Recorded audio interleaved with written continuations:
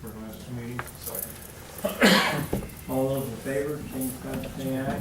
Aye. Opposed? Minutes approved. First order of business, conditional use permit application. And we start with the public hearing, we'll open the public hearing on that right now. Anybody have any comments, concerns, questions? I'd like to know exactly where it's gonna be located. Because I live next door. If you don't mind, you can just introduce yourself.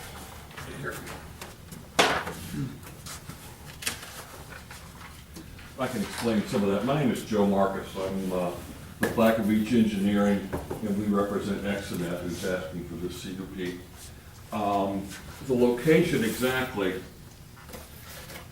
here, as you can see, this is essentially across the street from the City Hall here.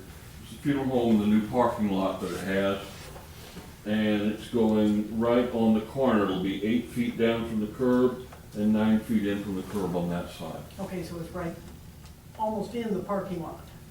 Well, it'll be in the right of way outside the parking lot. Okay, Kind of close to the sidewalk. yeah. Yes, between the sidewalk and the street. street? Yeah. Yes, ma'am. Okay. And are there any guide wires or anything like that to hold it up, or No, is it just completely implanted, and how tall is it? yeah, explain. It says here it's a tower, but it's really not. This is small cell technology where it's very limited and it's very pinpointed. So they're usually put on small poles, like utility poles. In this instance, this is the one that we would put up, and it is a utility pole. It's just like any other poles you have out here. There are no guide wires on it. There's some small equipment that goes up the pole. The pole is, I think, 38.5 feet tall off the ground, which is pretty standard for a telephone pole or utility pole in this area, so it's not much bigger. Then on top sits an antenna, which is about 4 inches around and about 2 feet long, and that's another 2.5 feet. So from the very top to the ground, the top of the antenna is 41 feet 1 inches. So it'll be just like another utility pole essentially. I did talk to Jeff Armentrout, the electric department foreman, and he said that based on the information that we received from Exonet, it is exactly like the utility poles that we use currently. Same height and. The reason I'm asking is I know there's a lot of people that walk their dogs and everything in that area, and dogs get wound up around guidelines and things like that, so. Only thing there is just standard wooden telephone pole. So where's the exact location? Here. Here's the city hall is here. And here's the funeral home, and here's the new parking lot for the funeral home. Well, the right of way is where we're gonna put it, and that's between the sidewalk and the street. And it'll be in this corner, and it'll be 8 feet in from the street or the curb, and 9 feet in from the curb over here. So that's where it'll be, and just be, like I said, standard utility pole. This pole, can it be expanded upwards in the future? It'd have to be replaced. I mean, we couldn't make this one any taller than once it's in place, so. Well, there's technology can be built on top of it. You can start out and then work your way up as bandwidth or whatever you might be selling. Not generally. Generally, small cells are each on a pole, on their own pole, because of the different frequencies and things the different carriers use. So they're not usually stacked up on top of each other like you'll find on a big macro tower. You'll find lots of antennas going up. Normally, you don't see that on these. This pole will be between the sidewalk and the street, is that correct? Correct. That's proposed. Wouldn't it be a visibility problem with the alley? He's got a parking lot, I'm not speaking for him, but line of sight, people pulling out. Shouldn't be in this particular instance. It's, that street, pretty much is tree lined on that side. Yeah, I mean, I think it'd probably be less, you've got more tree there than you would have telephone pole, so it just kind of nestles in there next to the tree, I so. was gonna say, what's the diameter of it? Of the pole? Yeah. off the top of my head, I don't know, but it's a standard utility pole, you know, usually what, roughly a foot around at the base, something like that. Okay, so it probably wouldn't be too much of a. So is there 9 feet Visual. across there? Pardon? Is there 9 feet from the sidewalk to the curb? Yeah, there's more than that. Not much more. There's not a lot. Let me see here. Pretty close, right, almost right at the sidewalk, I would think. Yeah, it doesn't say, it just says what the setback is, and from each side, 8 foot and 9 feet, which Okay. makes it between the, Well, if you go 9 feet in from Construction the curb, drawings. you're gonna be right at the sidewalk. Mm-hmm. And then I'm not moving the parking lot for a telephone pole, so. no. And it would be, we could adjust it, I mean, if the city once we submit the actual plans for the permit, building permit, the city can tell us to, you know, move it a little closer to the street, or a little farther away, or, you know, there's room to play in there, so. Who will benefit from this? The carrier that will be on this pole is Sprint, and so those who have Sprint phones will get better and faster coverage. Doesn't bother me. I don't have Sprint.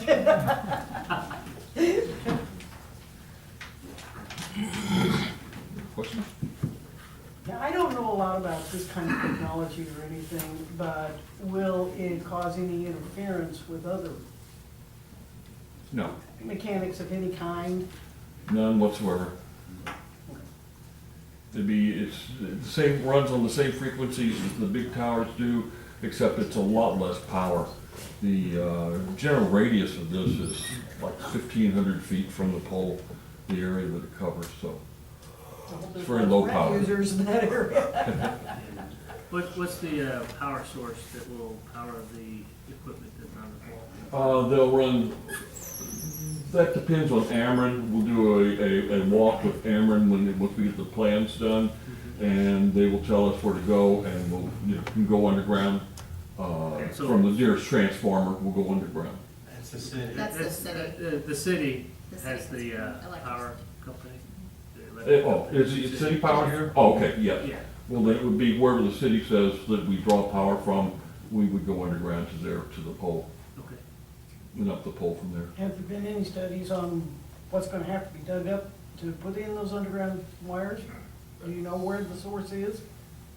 No, Ameren will have, not Ameren, I'm sorry. No. The city's utility will have to tell us exactly where they want us to pull the power from. There's a sewer line, storm sewer, storm sewer very close to where you're talking about. Do you all set the pole or does the city set the pole? Do we what, I'm sorry? Do you set the pole or does the city set the pole? That's entirely up to you. If you want to set, pay us for you to set the pole, would you feel better, comfortable about that? That's fine. Ameren sets the pole for us, and that's what they say they have to do. They won't let us set the poles, other places we set them, so. And it's entirely up to the city. So we actually have a storm sewer going in 4 different directions right in that area. Yeah, because you're 12 feet away from the main junction. So there's an inlet right on the corner and got storm sewer going in every direction. We have been doing the boring for power and for fiber. In this particular instance, it's a small microwave on top for the backhaul, but all over the place. City of St. Louis to where there was like underground stuff everywhere, and really have had no problems at all, so. So if it only radiates 1,500 feet, how many more are you gonna put in? For right now, that's all that's slated for here. The, So if I have Sprint and I live 2,000 feet away, I can't use it? it probably won't, this particular pole probably would not reach you, yeah, you're right. For some reason, Sprint has determined that there is either a spot to which not getting coverage around there, or a spot that's getting a high usage of coverage at least part of the day. And that's how they determined that they need one in that particular location.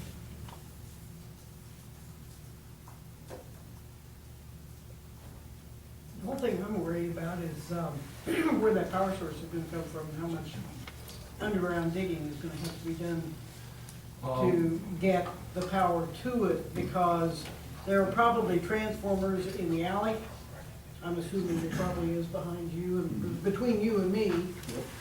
And the fact that the sewers are so close there. That location just,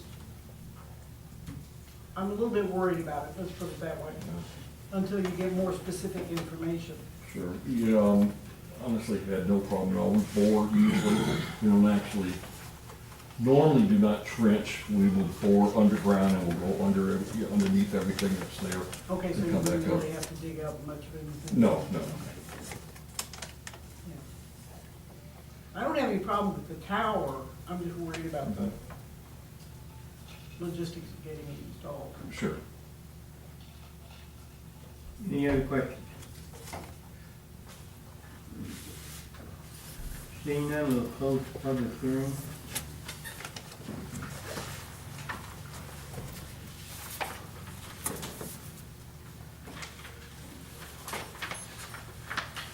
So, any questions of the member of the committee?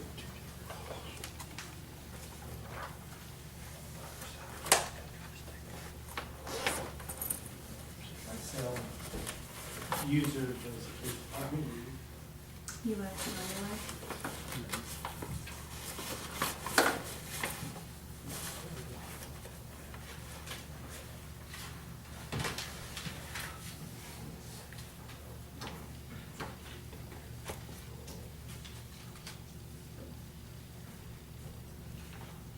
So if we make a recommendation, we still don't know that who's gonna set the pole. Exactly where it's gonna go, show the underground storm sewer.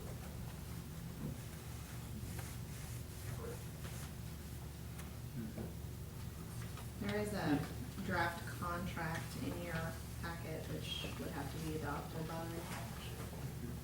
the Board of Aldermen, accepted by the Board of Aldermen. It does talk about, construction, and that the company is willing to pay the city $540 a year for right-of-way access, to be able to place the pole there. We currently have pole attachment agreements with other utility or other telecommunications companies, and they pay $5 a year per pole.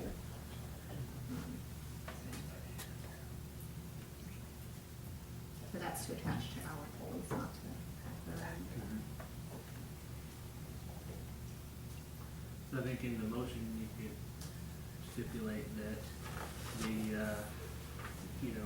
council, if approved, would, I guess, dictate to the electric company where the pole would go and who would set it. The exact location. Exact location. Right.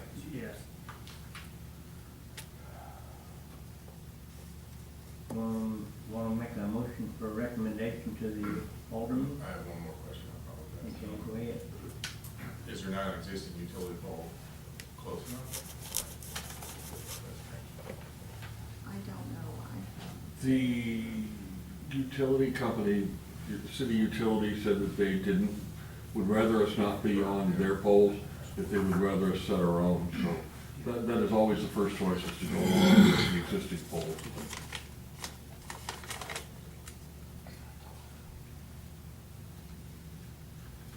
So pole goes up, pole comes down in a storm, that's your responsibility in that city, correct? Yes, that's correct. so what about the existing power lines that are there? If that particular pole falls into the main one that goes right down that alley, which we've all had issues before where a tree falls at the high school and it shuts down everything uptown. I know some businesses have generators and different things, but it has happened. So let's say your pole falls on the city pole. How's that work?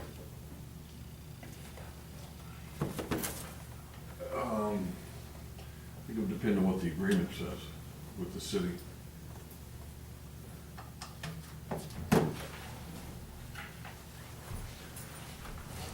I mean, there's an indemnification in the contract, I know. So we would indemnify you for, and also protect you for any damage that we cause.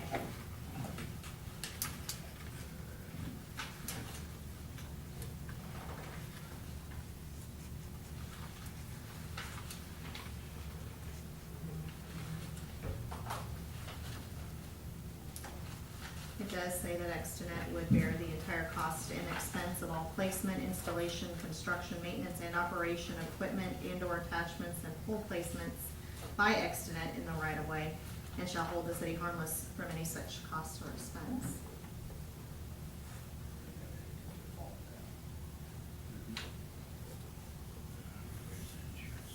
That wouldn't be maintenance. There's gotta be enough clause in there to cover I'm sure there probably is. Eight point three has got excluded damages. It states consequential, incidental, or special damages. So they're not liable.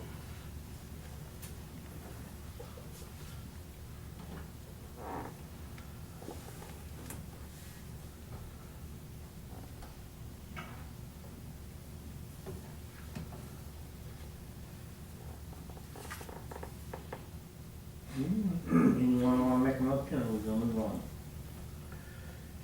You're also required to have liability insurance, so if anything that happened, the pole of ours were to fall and cause damage, that we would have insurance to cover that too, so. I'm sure that would be the same if it fell on particular wires or another pole or something. You know, our insurance would cover that. We would reimburse the city.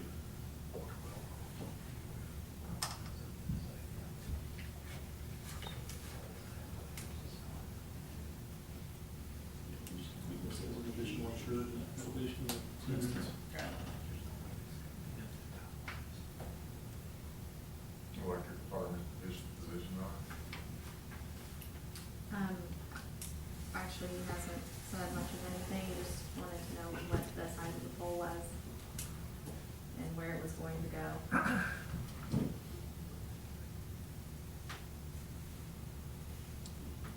So I think somebody would have to actually hit the pole to make it go down too, right?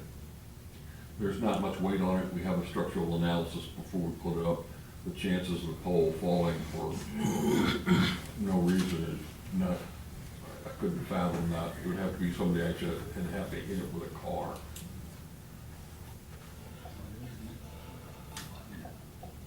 Yeah, no. Paragraph 9 is the insurance, the general liability insurance, other insurance, and personal insurance.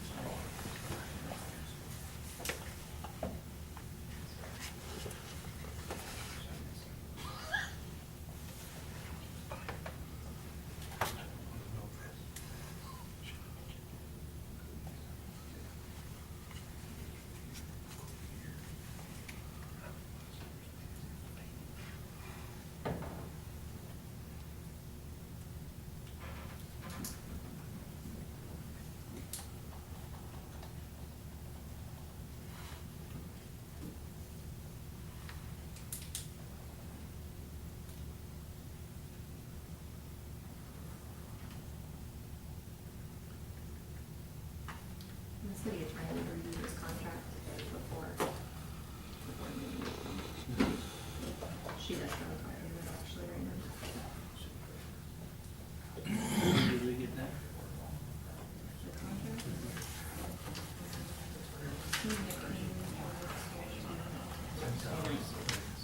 But I sent it to her. I think I always sent her a packet, but I think it's just like a so she sent it to me.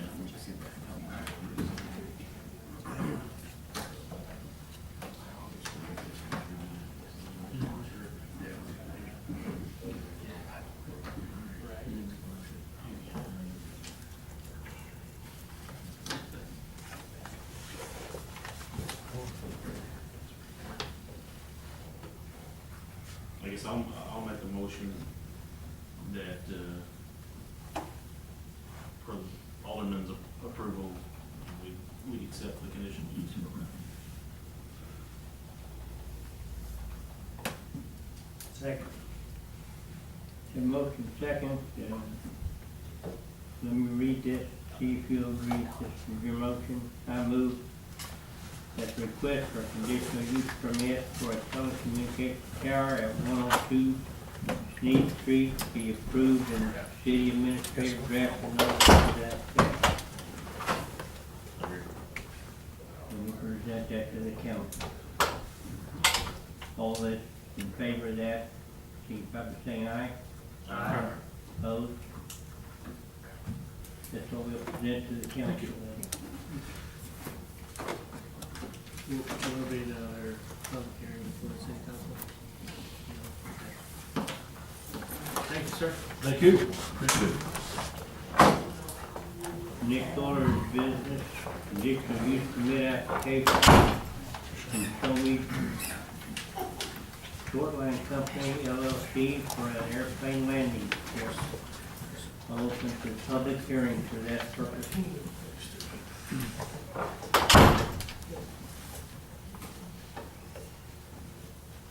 Anyone want to comment on it? Is there any written comments from public? Yes, everyone has a copy of an email that we received from Nick and Heidi Baybrook, who live at 3031 Heidi Lane.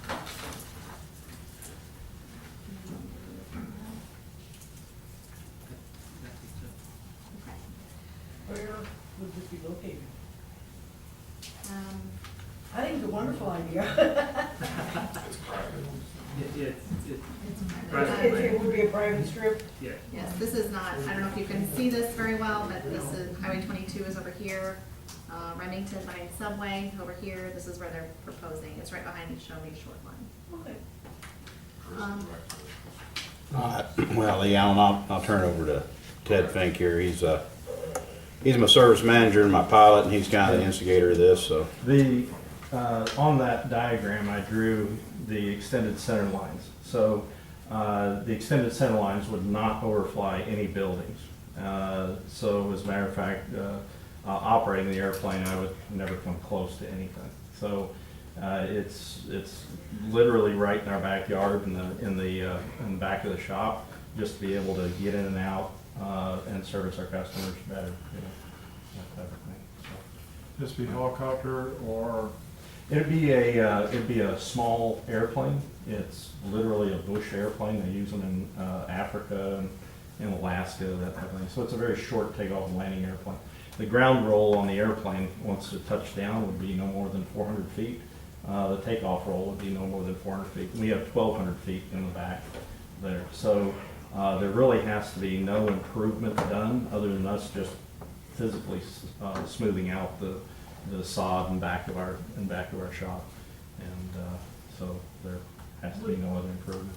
Would there be any possibility in the future of maybe having that opened up so that other people could use it? Anything's a possibility, but Like I said, I think it's a great idea. I mean, we don't have anything around the here. intention is to use it. It'd be a private strip. Yeah. I've been in aviation for 40 years, and it's very important to those of us professionals in aviation not to annoy the neighbors. So we would want to limit the amount of traffic in and out of there. So our Well, intention right now is just to use our. I can speak to that, I own it, so the answer to that's probably no. Yeah. And the reason isn't because I wouldn't want to be helpful, but the insurance company wouldn't allow it. Mm, yeah. Yeah. Yeah. Yes, sir. Talk to the gentleman who's piloted, if I understood him correctly, this particular type of landing strip cannot be used at night. Yeah, it would not, the only way it So uses take at off night. daylight hours. Right, daylight hours, visual flight conditions, it would not be an instrument type of That's airport. what it is. Right, it would be a visual type of airport strictly, so there would not be any instrument operations in and out of there, instrument flight operations in and out of there. The only way that I could operate nighttime in and out of there would be if we set up some runway lights. So then But that is a possibility. it would be a possibility to set up runway lights to have night operations, sure. He's gonna have to talk a lot harder than that, though, to get the Yeah. runway lights. Yeah. And Mitch Martin, this is kind of my own ignorance, fuel storage? You fuel on site, or you fuel on site? Well, we already have some fuel storage for diesel fuel and that type of thing on site, so it'd be just one small additional. But there again, it'd be more of a temporary type And- facility. And to be quite honest about it, I mean, thinking about putting a hangar out there, but if I put a hangar out there, it's gonna be in conjunction with another warehouse that I built out there at the time. Because the reality of the situation is, we don't own the ground across the street that's gonna be going in. So if you got buildings all of a sudden going in across there, well, then this start flying over buildings and whatnot becomes impractical. Mhm. So Which You know, I wouldn't do. if you build a building across the street, for the future, just to let you know, somebody does something like that, we don't wanna be flying over somebody's building. And small storage, what's that, 500 gallon? Yeah, I wouldn't foresee a need of more than 500 gallons. It'd be something small like that. Because most of the time I'd be buying fuel out somewhere where I'm traveling. Currently, all we're gonna do is land in there, get some parts and take off. And the plane might get stored outside there overnight if somebody's gotta go someplace, but most of the time it's hangared up in Moberly anyway, so. Right. Is there a requirement for the FAA to give some type of permit or something like that? No, Or- there's not, the FAA is happy to allow us to do this, so long as those local folks approve of it and have no issue with it. And of course, the landowner's okay with it. I believe he is. How much of a concern if this road gets developed along the west side, having trucks and stuff going in and out while you're trying to land or something? I hope it becomes a concern. There's not many, but It's, as far as aircraft operations and a private operation like this, it's not a concern at all, because I've flown in and out of several airports like this where it is a concern, where you have either a taxiway or cars, traffic going back and forth. So as a pilot, I need to look just like you would, crossing a train tracks or something like that, for any traffic. So, and naturally, being airborne, I can see that very well. Speaking of the road going in up there, the power lines that go along the road, Mhm. is there gonna be a concern of taking off over the power lines or landing? Well, obstacles are always a concern, Yeah, of course. yeah. But with 1,200 feet out there and only a requirement of 400 feet, I have 3 times what I need. So is it a concern? Sure, it's always a concern. But from a practical, no, it's not an issue. Well, Go ahead. I inherited a problem like this back in Kansas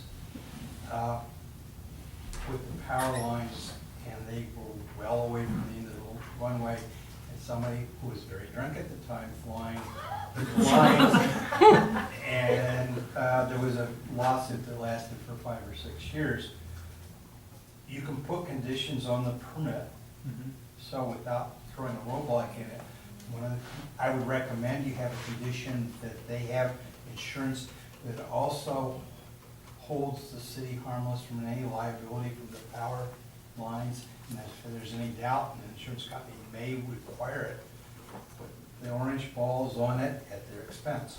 I think that's Yeah, I mean, frankly, that's one of the things I'd want to do, is put orange balls on. Even though I know that they're there, it's a good idea. if I may, okay, your predecessor said we were gonna bury that power line anyway, but maybe that's changed. I think we had talked about that, and I think the cost to bury that power line is quite substantial. So, I know we had discussed that, but I don't think that final decision had been made. I know that was a discussion, and I also know the other side of that discussion with our electric department, that they weren't particularly interested in that, so I don't think that there's a decision on that.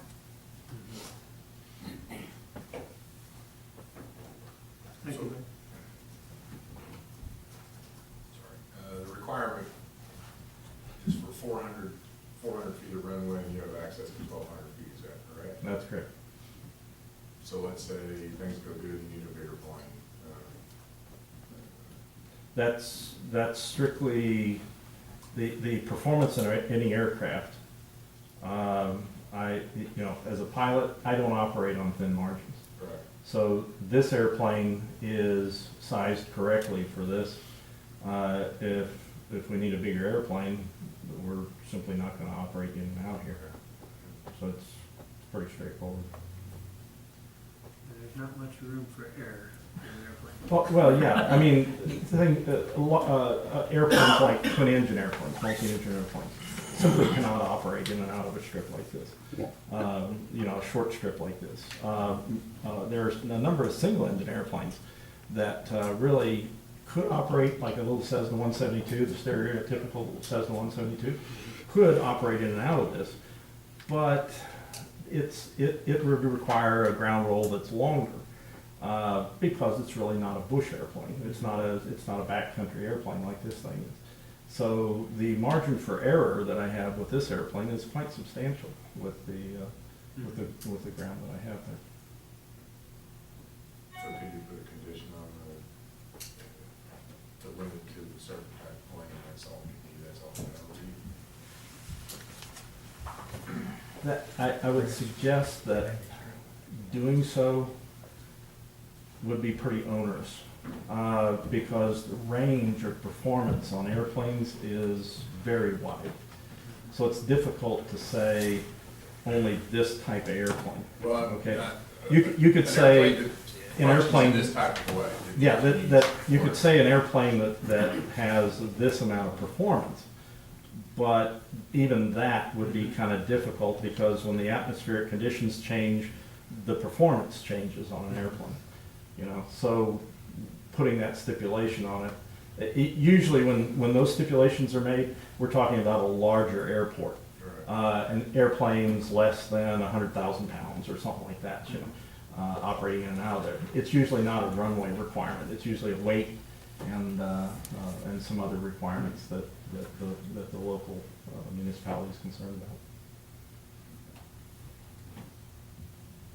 The performance of the aircraft is always up to the pilot. I mean, it's always my responsibility to make sure that the performance of the airplane's operating Probably properly. worded that incorrectly. Yeah, that's okay. You don't start losing altitude when you're coming over the city there. You're past the city before you really start dropping down much. Oh, yeah, the approach pass would not be over the city in any way, shape, or form. Oh, okay. It would be out to the north, over So you'd an be open coming from the field. northeast. Yeah, the position of the runway, as you can see on the exhibit, is from the southeast to the northwest. All right, so, and there's enough room there. I mean, and even if I made a straight approach or straight departure, the extended center line would either be over the golf course to the east, or over farm ground past Orscheln's to the west, to the northwest.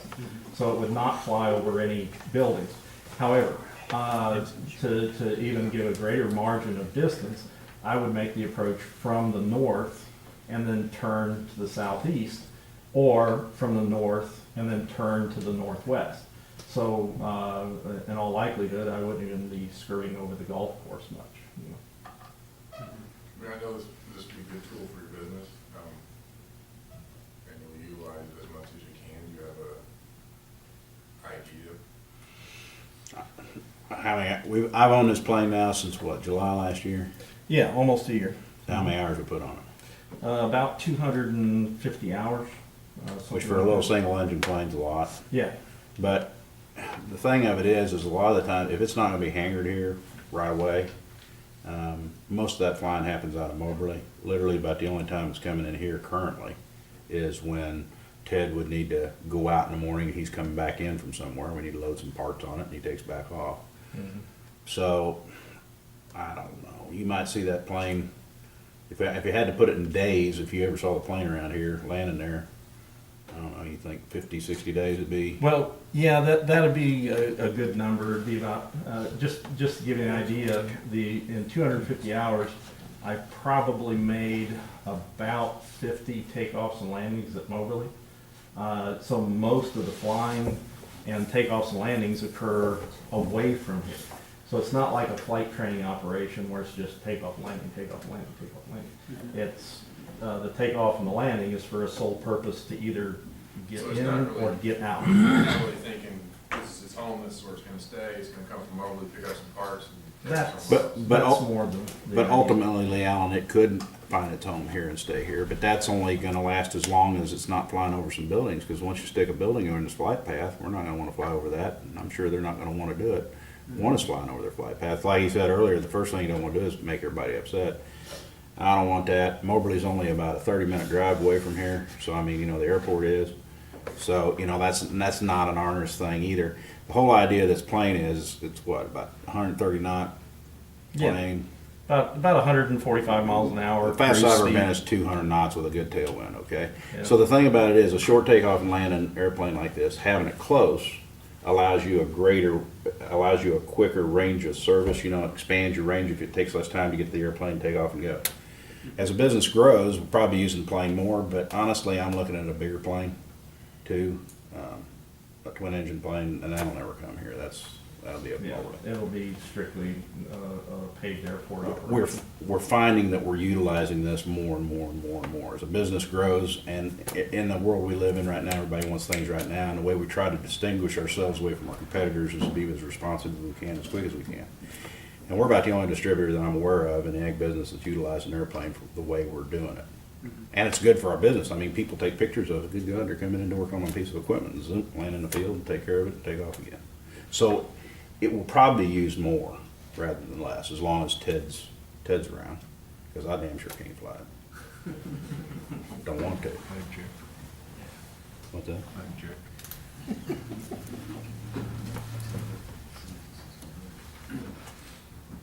Any other questions? Seeing none, we'll close the public hearing. We do have.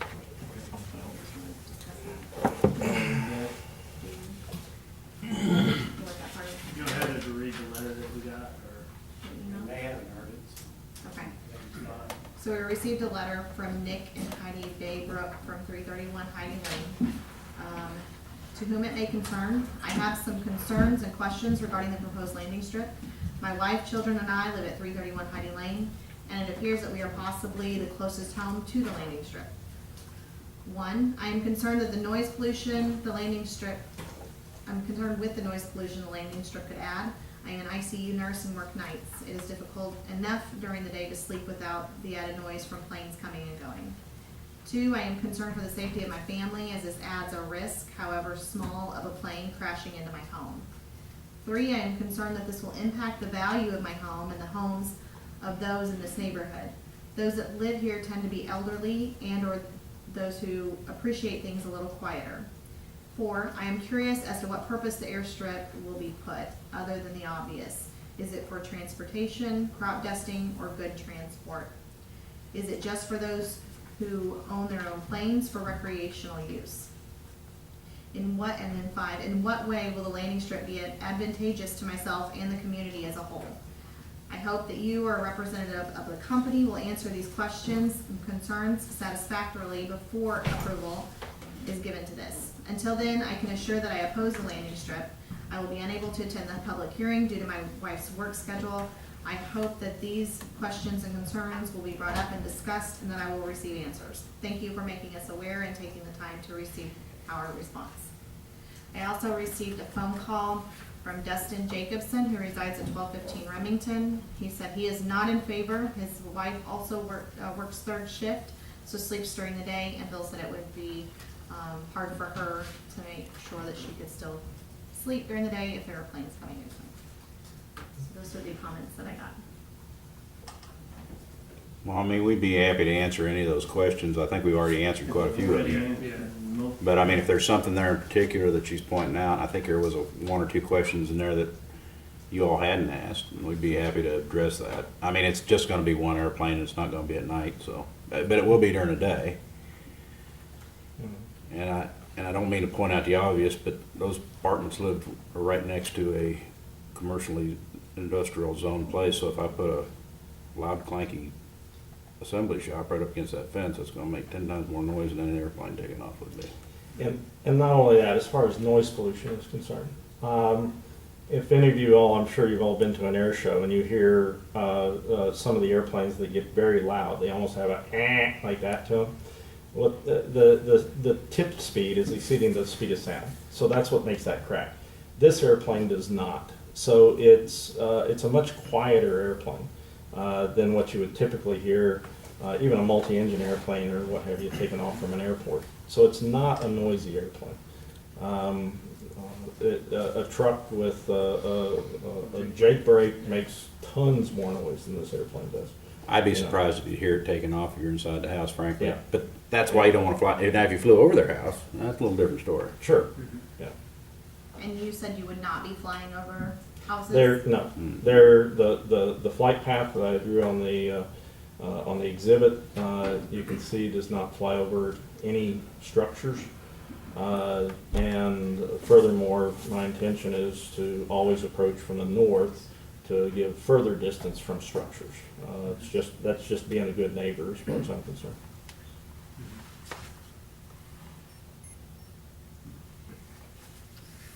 And then her question, or their question, how is it advantageous to them or the community? It's not.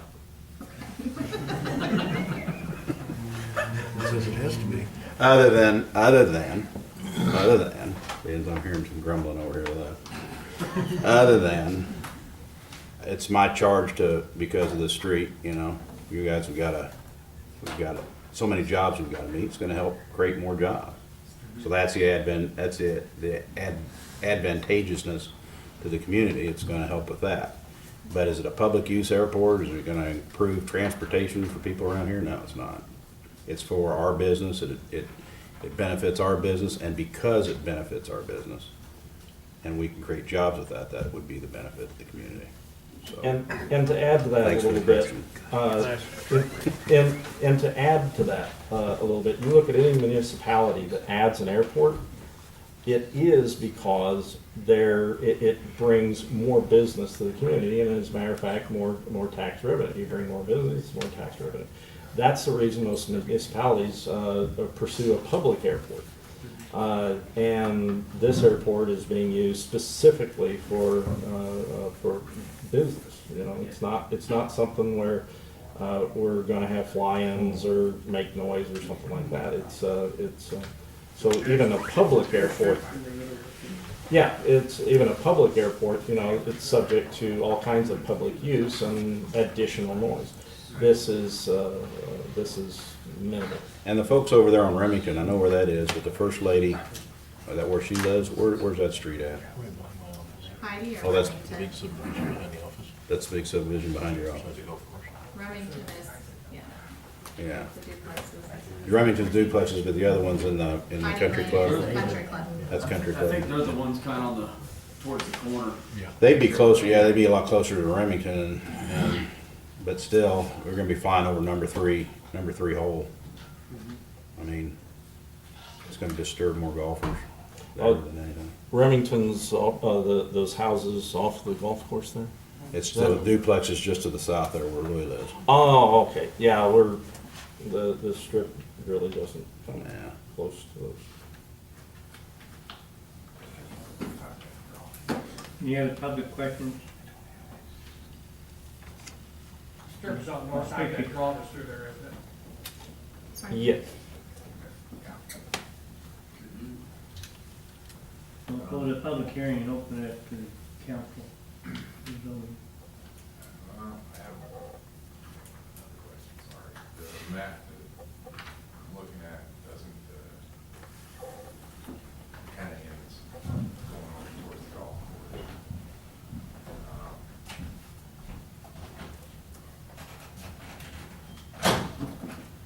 Do you think that's the dog pound right there? We're not sure. There's a dog pound. That's what it Yeah, looks it's- like, it's lining up, you're going kind of It's- straight over, back over it. Yeah, probably isn't far, I mean, without looking at it, guys, I'd say you're probably not far off. It's across from number 2. This is the- It's just a, Yeah. the picture kind of ends on the right-hand side. I can't really see.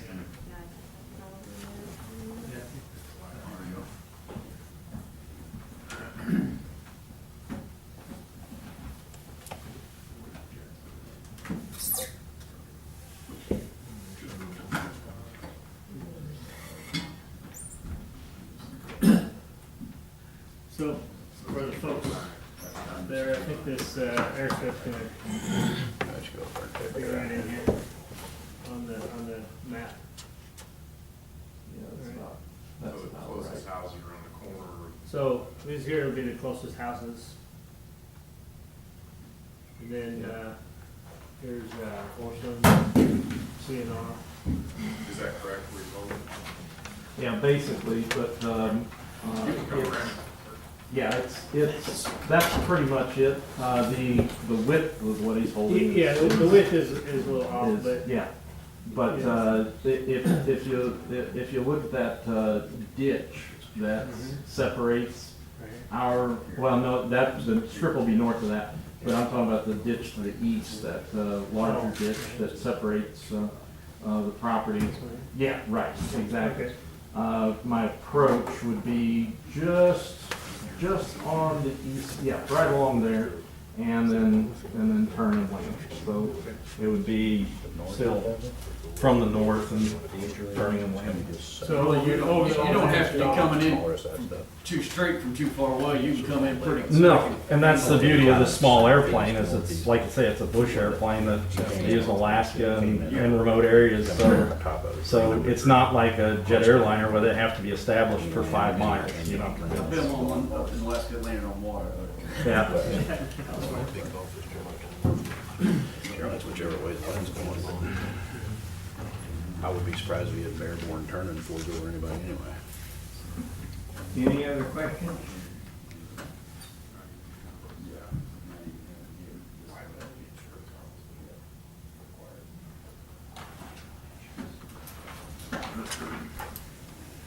Seeing none, someone wanna make a motion? Pull it up on Google Map, look, we have a bigger map of it.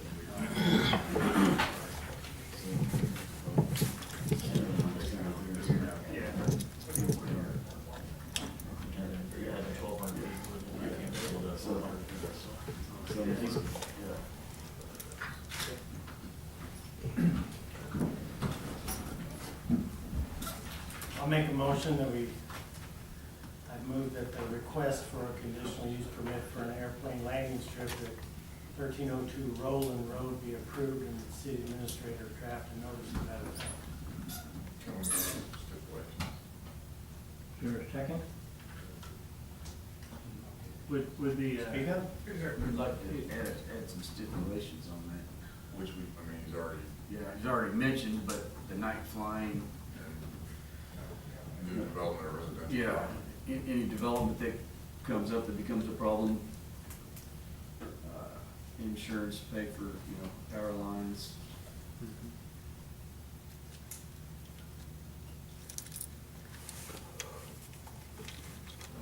Does this board approve it, or does it go to the board of Alderman? You go to the Board of Alderman, don't you? yeah.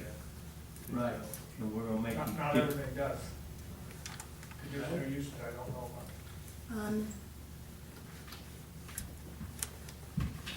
I don't think it necessarily has to. It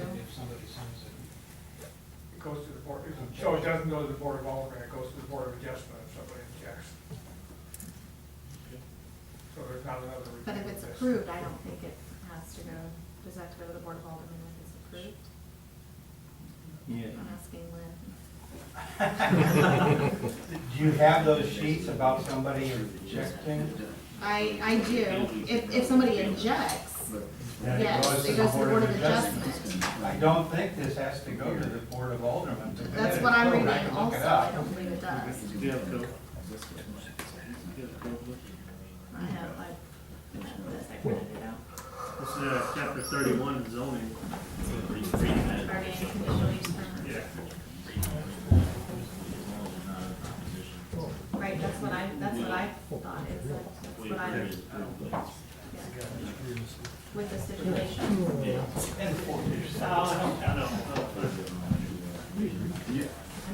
That's the way I, that's the way I read it.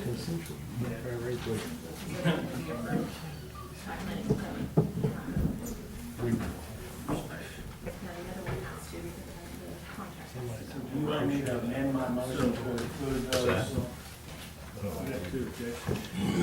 lifeline, the one falls on the pole, on the electric lines, And obviously, I mean, I feel like the pilot is certainly conscientious enough to know about who fly over buildings, so I don't, to me, I don't know why you Well, put that in then, there.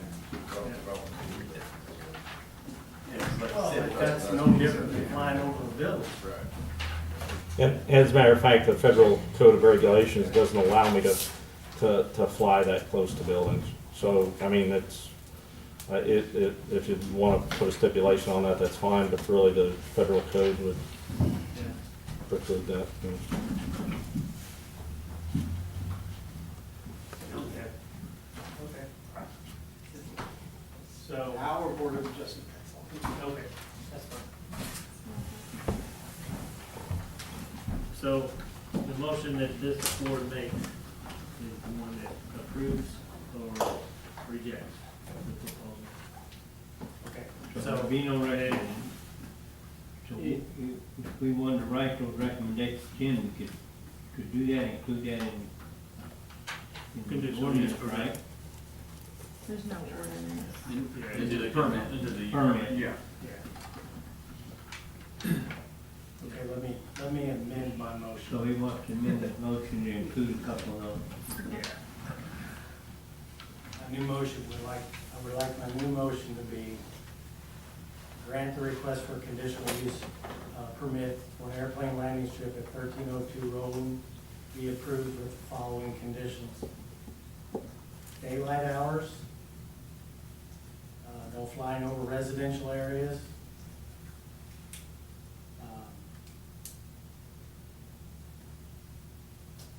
Obviously, conditional use will be removed when buildings are built in flightway path. The owner pays for the safety balls, or whatever you want to call them, on your power lines, and that the city is listed as in the liability insurance. Additional insured. Satisfied? Second Insurance is the only reading. one you've got to, I'm okay with everything other than that. Well, I mean, yeah. We do additional insureds on other policies all the time related to other things, so I don't know what would be a problem. If the insurance company raises hell about it, it cost me too much, I'll say, well, that's a good idea, Ted, we just ain't gonna do it.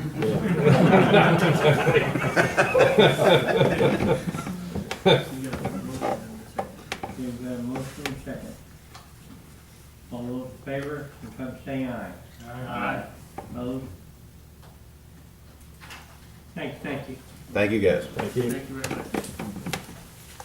Hey, appreciate y'all coming in and explaining all that, because, last week when we heard about it, there was a lot more questions. And I think you answered most of them today, so. Well, there appreciate should that. be, so. Yeah. All right, guys.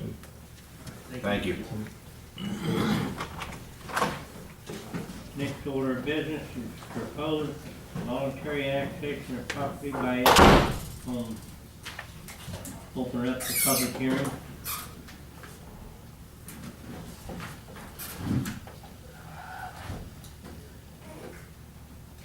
I have a question. Yes. This was not, public notice was not sent out in the way of letters. You know, the only public notice that was done was in the newspaper. I know that some of the neighboring landowners are aware of the situation. I want to make sure that we don't run into a problem with this being approved and then having to be redone later on. Nothing else, we need to table it if that's the case. And I'm not sure what's required here tonight, so I haven't been sure. I was looking it up earlier.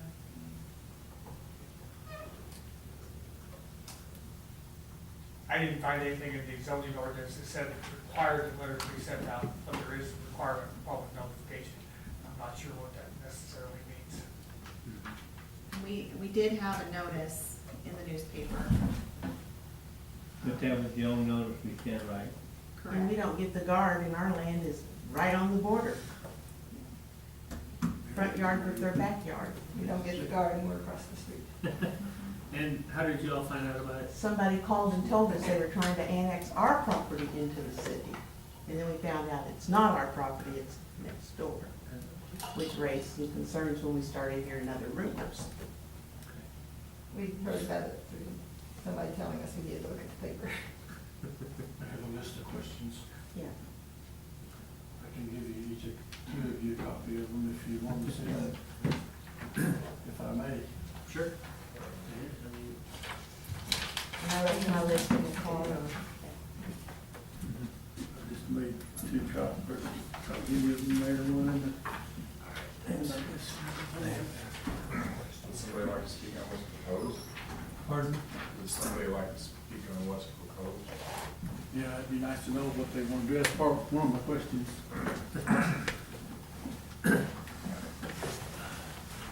The request came from my partner and I, but until this commission answers the legal question as whether it was properly noticed or not, we're not gonna proceed any further until we know that it was properly noticed and can be dealt with at this point in time. If it wasn't properly noticed, there's no need to continue. One thing I would add is that I read this thing several I- times and it doesn't make any sense to me. I'd like for somebody to explain the difference between a 1 and a 2 and a A and a B. Again, I would argue that until the determination has been made that this meeting is properly noticed, it would be inappropriate to have any further discussion on any question. I'll call, because I'm not finding anything. I looked at it several times as well and didn't find it, so. I'm ready for it. She's gonna call Sydney. Please understand, I'm not trying to be difficult, but No, we I don't want, understand. No, I mean, that's. there's, so, yeah. Look at the last annexation we did, and I'll try that. and if we call it recess, excuse me. We're gonna recess for until, Newspaper thing. Is there anything else to carry on? Jive with any other. Pretty much is what I wanted. You can talk about the comprehensive plan. And this is. where's So this is piece right of here, property at? and you're right here. Well, see this part here? You're done, that's on you. There's a map that's in there, but unless you look at it in the context of the We're larger trying to rezone from. map, it's hard to here's tell. one, here's So you're talking about- A and B. and- No. And A and B is not what they It's, say down this here. piece of property there is already in How the much do you city. think that is? Like This is an the acre, piece of quarter property of that an is acre? outside the city. Which. Does he This is see Rodney paper? Griffin that again, And it it's goes at from the that highway, there is no access there. Oh, yeah, okay, that's where That's been there for years, and that fits, that creek is just barely So, on their property. These are the two All pieces. on- This is inside the city It limits goes to a already. fence post, and One we have all goes to those the roads. This is inside, this is Then it goes to the fence outside the post city over to limits. where that level is. Yeah, this is a legal notice, it's full of inaccuracies. So, I can know what it means. So. This is piece of- No, we don't get the guards. that's inside the city Sorry. limits. Yeah, Okay, so. so I can answer a few of those questions. B2 zoning is it's a highway business district. That's what the triangular piece of this property is already doing. Part of that triangle comes over my yard, I think. It may, but I think that the map is actually wrong. What I've seen of the surveys. Okay, that's what I was trying to. Time. Are we or are we not in recess? Yes. Then any discussion about the matter at hand would be completely inappropriate at this time. If we're in recess. Okay. Don't mean to be a jerk, but No, that's fine.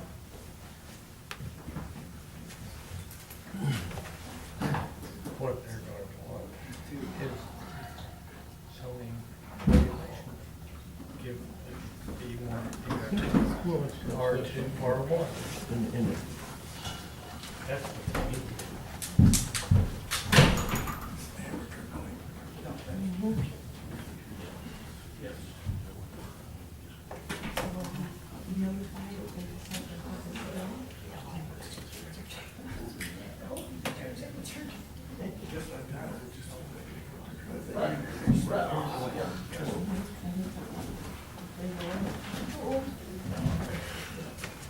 which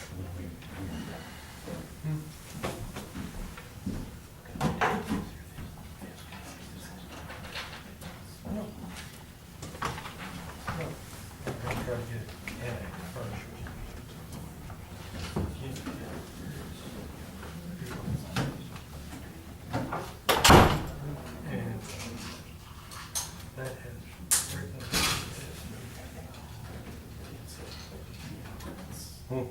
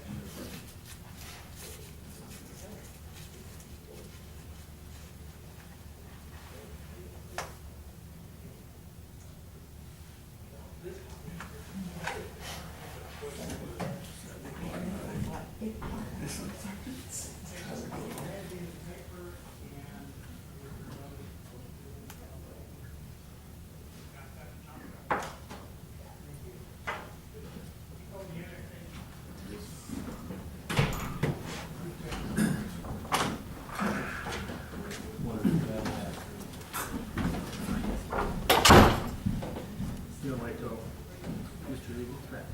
Yes, and Floyd, Don Blum.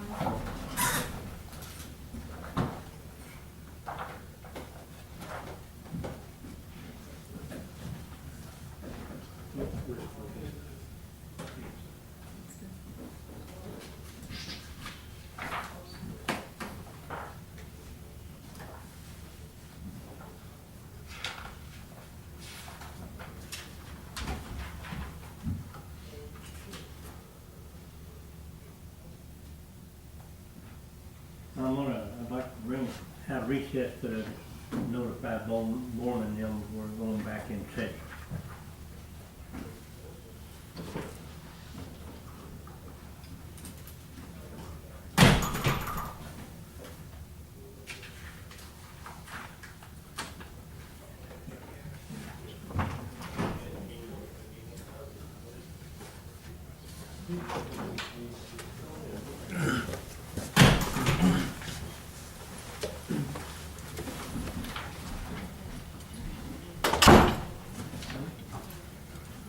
Recess over back in session.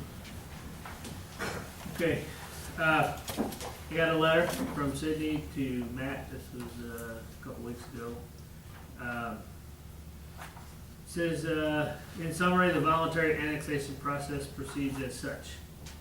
The property owner in the area to be annexed submits a verified petition to the city. I guess that's been done? Yes. Okay.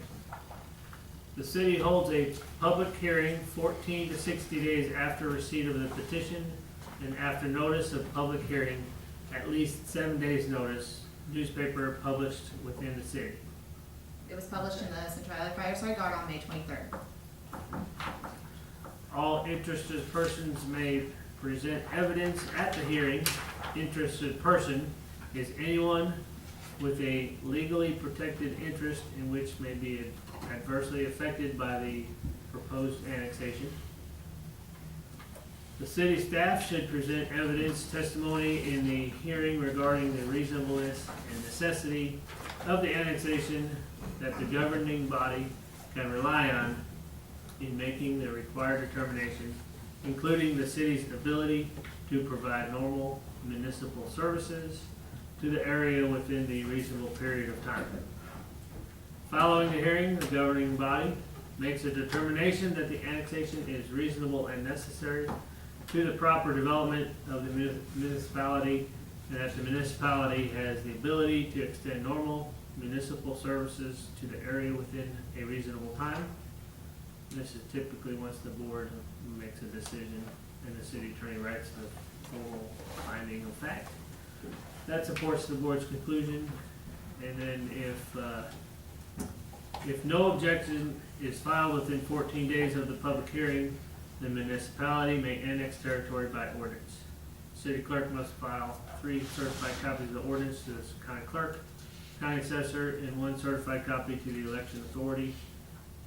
It may also be advisable to send a copy to the Missouri Department of Revenue so that any sales tax generated in the area are properly assessed and accrued to the benefit of the city. And if prior to the expiration of 14 days, a written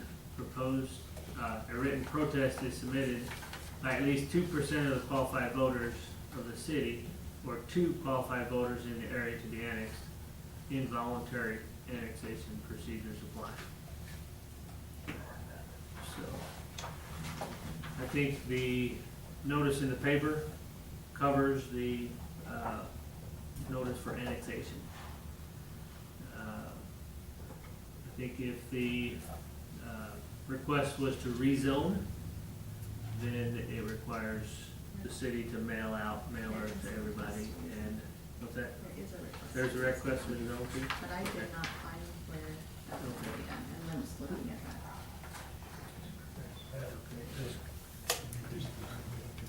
But as far as the annexation goes, we're covered, we're good to go with the amount of notification we did in the city newspaper. So when it comes to the rezoning questions, that's when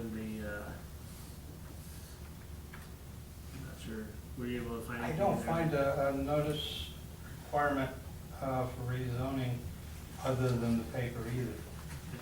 There's a reference to state statutes. I think it's incidental, and I'd have to look up the state statutes, Right. but I don't think that's a concern. Okay. Since both annexation and rezoning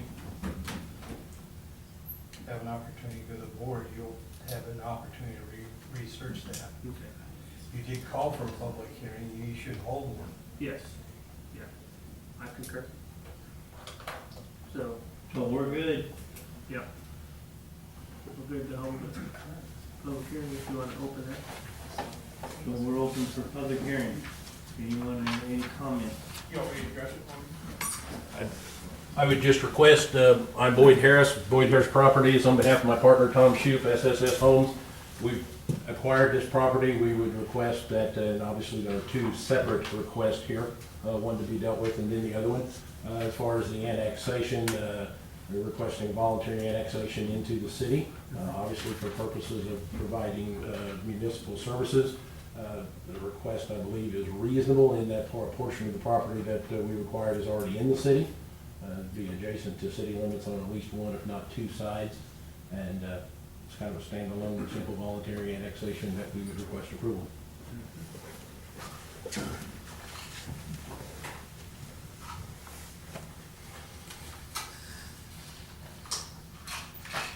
Anyone else have anything they want? If the city, if they voluntarily annex us in, that's fine and dandy. I suppose there's nothing that people can say about that, but the city will probably have to spring for the sewage situation, they'll have to pay for that. That doesn't have anything to do with annexation. Well, yeah, actually, I stand corrected. Yeah. Stand corrected. They're gonna have to, if it becomes city property, they'll have to pay for the sewage. Could I address that? That's, well, the developer is responsible for taking care of the sewage. But how does that No. affect the property owners around it with taxes, property value, because it was farmland or considered county and farm before, and now you got this one little chunk that's city? I don't know what the zoning is on the 2 pieces of property right now. Is one B2 the part that's in the city?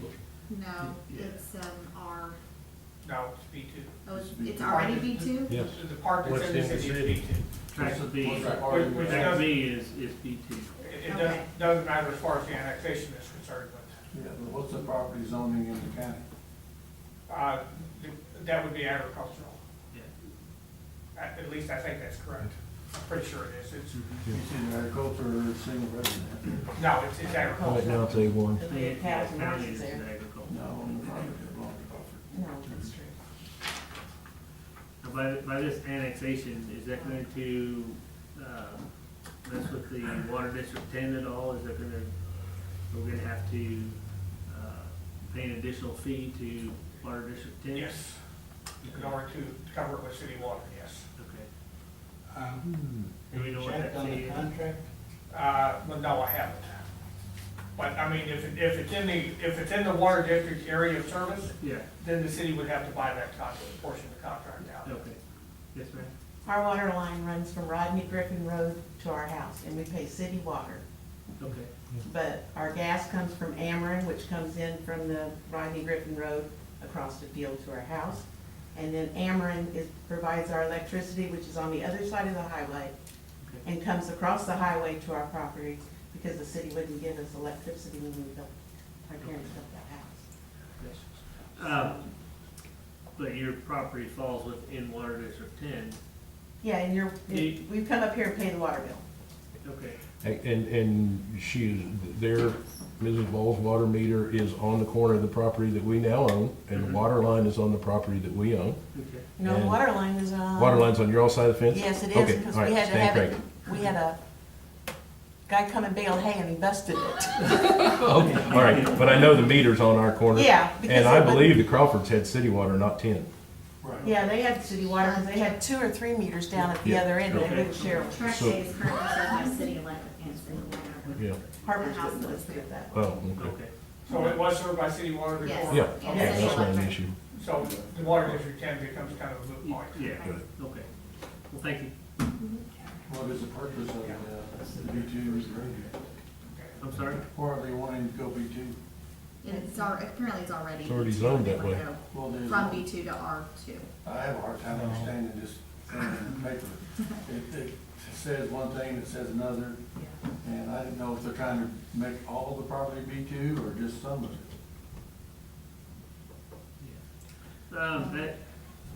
I guess we gotta discuss whether we're gonna annex the property, Yeah.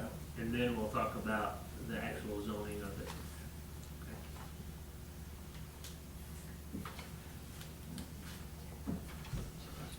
Any other comments?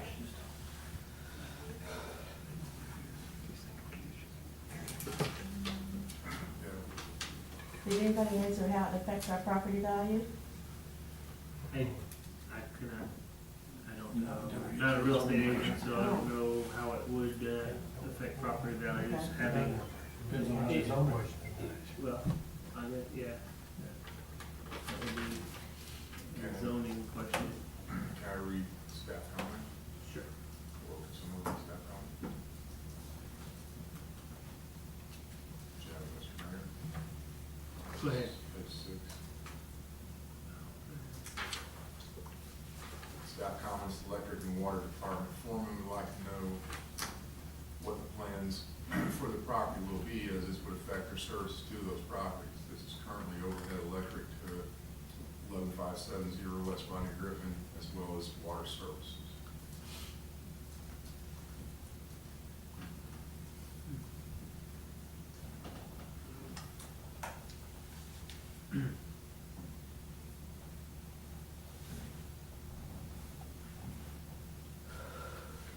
So, I guess my question would be, relatively sure I've read it, but it seems to escape me right now. Track A and B, if there were annexed into the city, will want to be rezoned to what? R2. R2.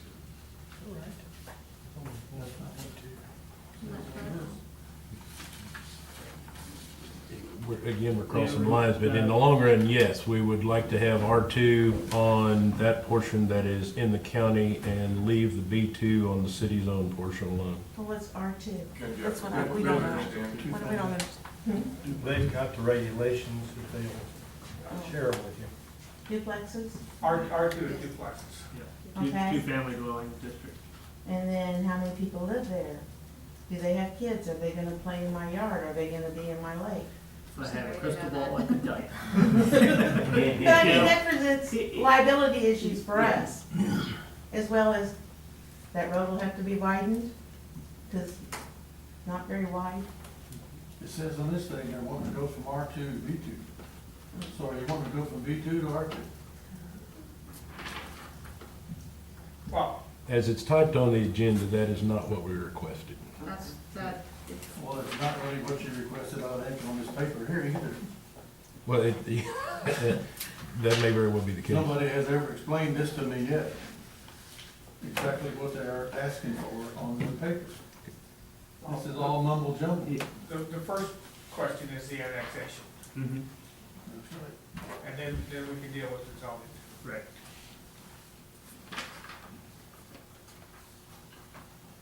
So do you want to close the annexation hearing? If there are no further questions?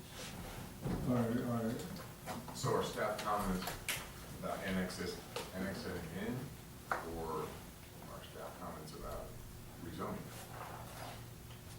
They were concerning services, and that depends on what the zoning would be. Because it was already serving these parcels before. Public hearing is open to vote. Now, you want to Well, consider? there's, No, public hearing is open for annexation. there's two sections on here. Okay, For the annexation is number 4, I'm sorry, number 6. And then the change in the zoning is number 7. we all understand that. Yeah, yeah. Then we'll close the public hearing on the annexation, and we'll Call a vote or something.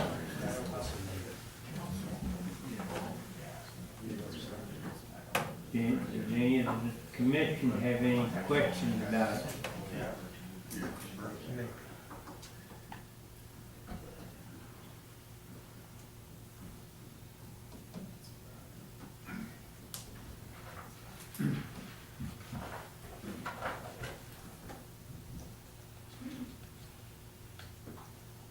Anybody want to make a motion on the rezone, on the annexation? I'll make that motion, we annex that area into the city. Is there a second? Second. Motion and a second for the annexation of the property to the city. All those in favor, signify by saying aye. Aye. Opposed?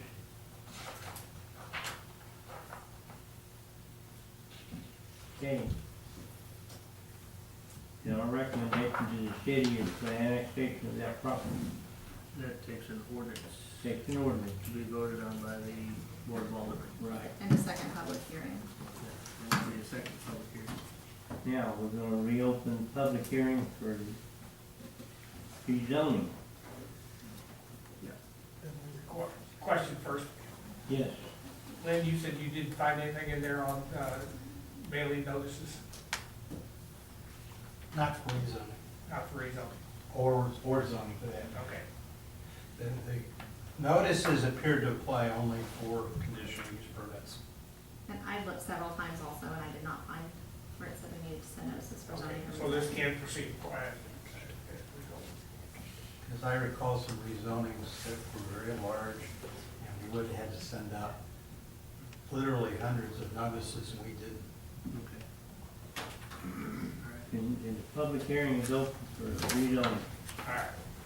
The first thing, there is a request for this, there's actually two of these. One is a rezoning and one is a initial zoning. The rezoning request was from B2 to R2 for the triangular shaped piece. Yeah. They want to withdraw that request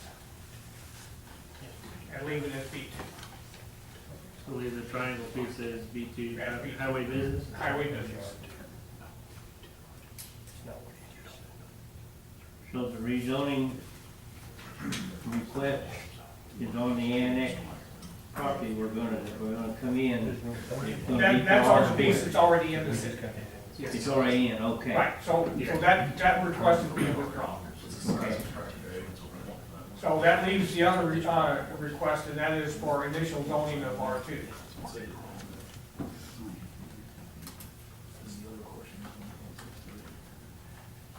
Anybody have any comments?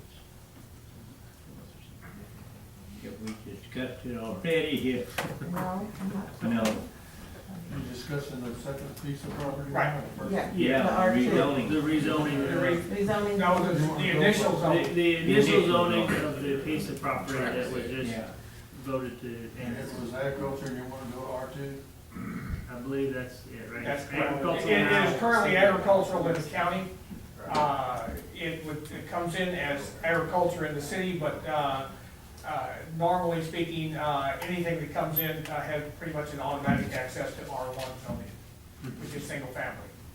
The request here is R2 zoning, which is duplexes or two-family dwellings, and which is considering it's next to a zoning of highway business, is a very reasonable request.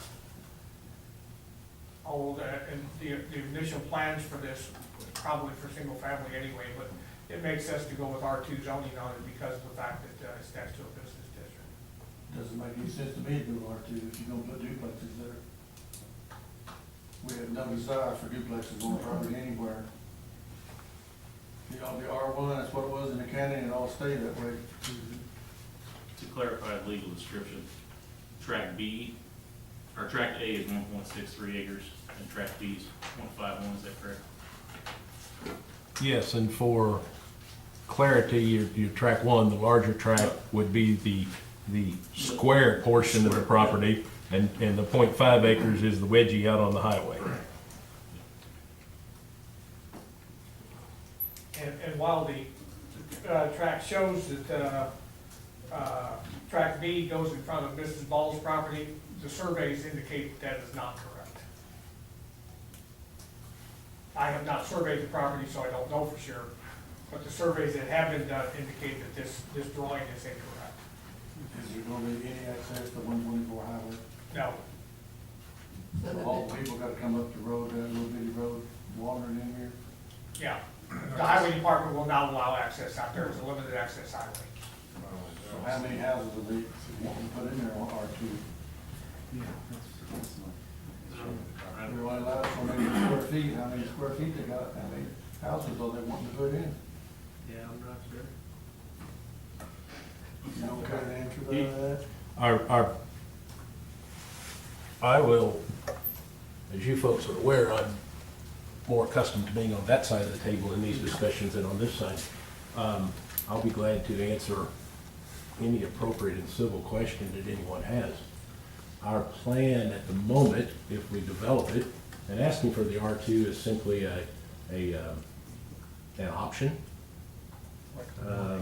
It gives us some flexibility as a developer, and there's not a developer in the world that doesn't want to have some flexibility.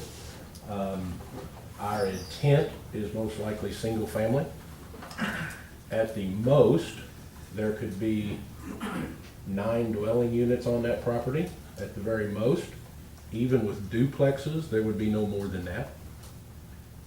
So you'd have 18 families driving up and down the road. Sir? You'd have 18 families driving up and down the road. Yes, sir. 9 dwelling units times 2 makes 18. 9 dwelling units would be 4 duplexes in one house. 9 family units is all there could ever be there, not 18. If we built duplexes, there would only be 4. There's no reason to have this in R2. It should never be changed from No, and R1. my point is, And I live next door to somebody. let's go, let me do this. Out of courtesy to this commission, and if I was there, I would ask the same thing. I will address your questions there and let them ask us, and I'll answer them. I'm not trying to be a jerk, but that's just protocol. So express your concern, and I'll be glad to answer their question. my concern is, the person that lived next door to us was constantly on our property, pacing in front of our trees. He was sitting underneath our pear tree for 6 to 8 hours a day, and more than once he came over and did a nosedive in our lake. But due to his things that happened in the past, we were trying to be a little understanding. I'm afraid you get a bunch of kids over there, and we're gonna have the same issue. They're in our yard, they're tearing up our flowers. I've tried to put a hedge in, the kid mowed him down twice, put in another one, and like I said, he was sitting in our property and in our lake more than once. This is all done with One person. One apartment. I'm just worried about liability issues and how we can be protected if something happens on our property, because the kids won't have any place to play. Pets will be an issue. When you look at this city map, there's no R2 out in that area anywhere. Yeah. It's all clustered in neighborhoods in town. There's no need to go out there where it's all R1 and throwing in R2 and putting 9 duplexes in. I think it's gonna be four duplexes. 4 duplexes. Yeah, Still, it's 4 duplexes. Yeah, it's just 4 Still. duplexes. That's a lot more So- noise and traffic than We don't we've know. had in 40-some years out there, so. So ain't nothing to do with it. And the sewer problem will be on the city. They're gonna pay for that. Sewer would be paid for by the The developer. developer would have to put in the sewer main. But where would they put the sewer? Through our property? I think, isn't, do we have it snowed out there already? No, they'd have to go clear to the curve on the west of Rodney Griffin to hit the sewer main. The main sewer runs, our land was condemned to put that sewer through. And then we had to come to the city council to get hooked up to it because they wouldn't give us rights to, but they finally let us be on that. The city needs to be prepared for that expense. And then the sewer, where they wanted to put it, would go right underneath our gas line. Now, you can look at the map and there's no R2 out there anywhere. Lloyd, have you talked to Tim Chrisman? Because that's actually his road. I haven't talked to Tim. Mike has been out there to look at it and has concluded that there is room in the right of way for the main to come down and pick up the interceptor. And that would be our anticipation, is to stay in that right of way. There is a manhole on the property. That was our initial thought to use, and we were initially told by city administration that we could use a lift station and go to that manhole. That was refuted. The cost of the infrastructure is borne by the developer, not the city. Until it's been there for a year, in which then it does become city property, but that's in development agreement anywhere in town.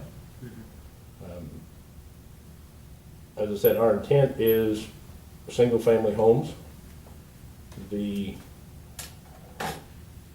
logistics and the economics of duplexes kind of depends on what the developer wants to do and how you look at it, of how it works. I can't, whether it's Mr. Shoup and I, whether it's anybody else, I realize that there are hard feelings and dislikes from 40 years ago that we can't be held responsible for. We have to do things in a prudent manner, and today and go forward, there's a need in this town for affordable homes. Fortunately for Centralia, the developments that are in place have gone a bit to the upper scale, maybe more so than the developers would have thought they would, which is a good thing for the community. But there's still a great need in Centralia for families, for homes with young families, and a place to start. Whether it's single family or whether it's a duplex, either way, it's still an appropriate use of land in that sort of location. The infrastructure is available. I can't make any guarantee as to whether it will be single or family or multifamily housing. I suspect that it will be single family housing. But that, go ahead. No, I was talking. No, I saw Jim saying it, so I was saying, go ahead. He keeps saying he wants to make it R1, but he keeps saying he wants to make it R2. Well, And the way you do this is you make it, you zone it, and then you can't do what he doesn't want to do. Well, that was gonna be my question, is, when it's annexed in, it automatically becomes R1, right? No, Is that it goes right? into agriculture first, Okay. which is a holding zoning until something else is put in place. Okay. I don't know if this would be an option, I'm just throwing this out there. Would it be acceptable to come in as R1? And then as your plans develop, you know, in the future, if you decide that you need, you know, it to be R2, would it be feasible, I guess, to request that at a future date? The problem with that is that you have to have another rezoning request, another hearing, and it costs more money and time. One thing you have Well- to consider though is that wherever it comes in, at R1 or R2 or whatever, the maximum that's allowed in that zoning is what you can expect to have. I have no quarrel with coming in R1. Yeah, single family. If it comes in R2, Even a couple of houses wouldn't be there. I don't have any quarrel with that. Yeah, there's. but if it comes in R2, you would have to expect the maximum Highway. that's allowed is what would be there. Worst case scenario would Drop be it all the way to 4 part duplexes one. and a single family. And I'm certainly not a lawyer, but I think if you check, when you bring in Boone County land, you have to provide the services that are enjoyed by the rest of the city. The city has to pay for the service. No, the city. No, it does not. According to our ordinances, the developer is the one that puts the bill for it. The city has to be able to provide the service. It is not a requirement that the city pay for it.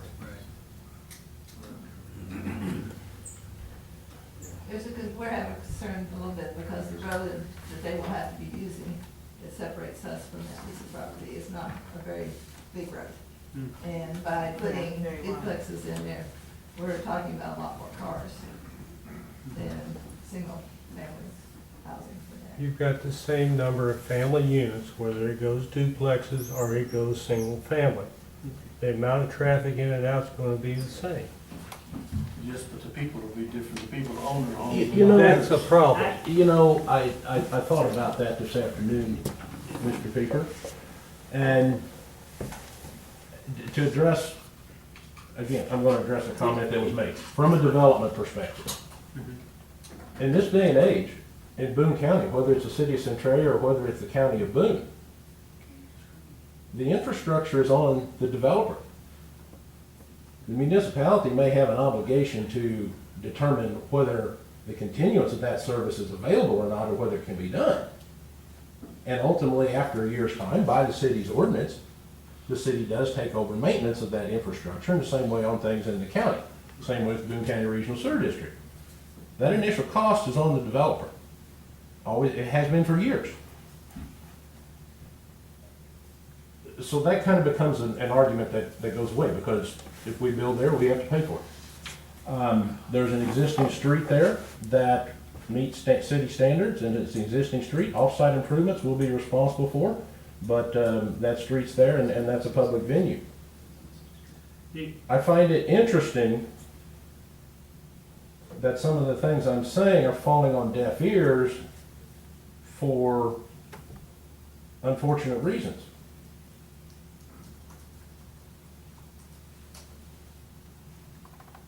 To oppose development of housing, which we're requesting may be an option, simply a flexibility option in the duplexes, but to say I oppose it because of the type of people who might live there is incredibly prejudicial, if not bigoted. But you weren't living there the last 4 or 5 years, when the Yeah, police are last out there every night. And Again, we can't be responsible no, for the but I mean, past. look at most of the duplexes around town. I did. There's pretty trashy. This afternoon, I drove through out behind Subway just before I And came just here. wondering, property value wise, You single know, resident, and now you have a bunch of duplexes crammed in There's- this front yard. there's not And your a, privacy, your there's- enjoyment of sitting outside in the quiet is gone. So are we saying that R1 and R2, the difference as we go further up the ladder to R3, are we saying we might be inviting less neighbors we want to have? No, he's not pissed me off. Because if that's the case, I live in R3 next to a duplex. We don't have issues. I don't have any quarrel with R1. I don't want anything to do with R2 or 3. If this panel up here decides to do it based on that argument about who's gonna be doing it, you have opened yourself up to how many different issues, folks? That should not be an issue that is even considered by this group. the purpose of planning and zoning, as my fellow commissioners would point out frequently, is to determine if a particular use of land is appropriate in that location. And the request for the R2 zoning is an appropriate request. I understand there may be objections, and I share some of those concerns. I'm just concerned about liability and property value. You Yeah, know, if somebody and- comes over there and gets you know, hurt, then we're. There's the liability thing, I can't, who knows? Who knows what happens from Are you liability? gonna put That up can't be. fences so that they can't get over?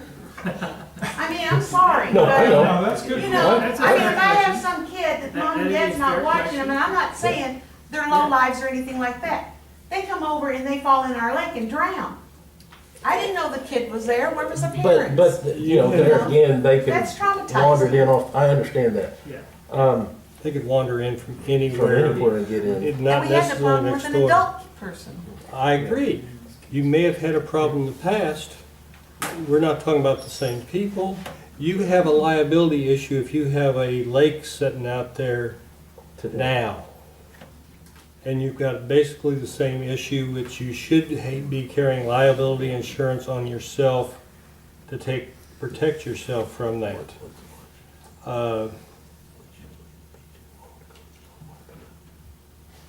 That's whoever owns the property or whatever happens to the property next door, that's not gonna change, folks. We've made a reasonable request. There are objections. Let's move forward. Anybody else? Take with- Close the public hearing and any of the commissioners have any questions, any comments?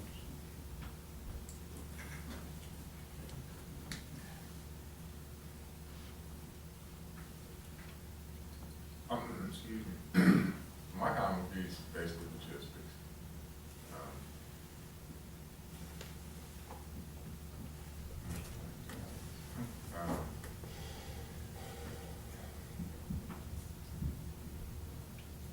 It's no room. It's a nightmare for city to get there.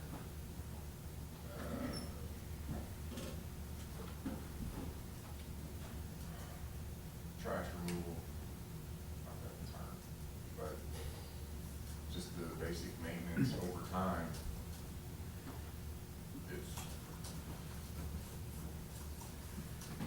It's not part of the city. It's not, you can't get access from 124 there. Can't get access from Ronnie Griffin, it's a big loop around to get there.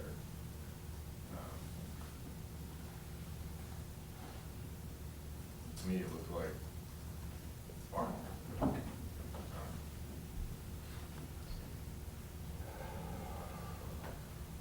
Phil, do you know how, what the, I guess, the, condition of that road is, how old it is? It's how not our wide it road.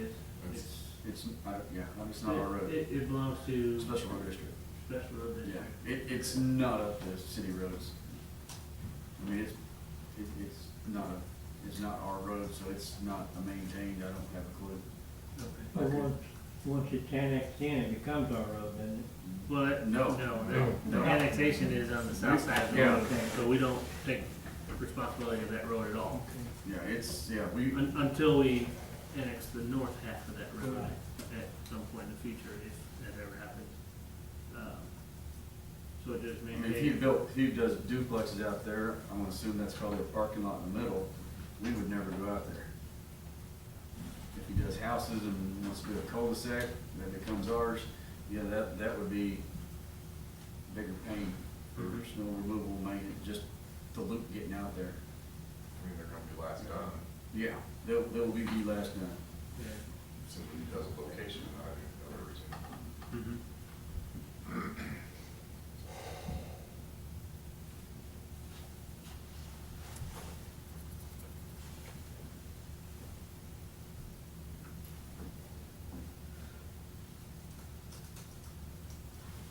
And I'm just making an observation. To me, it looks, if Rodney Griffin Street continued to go through, if there's any access on 124,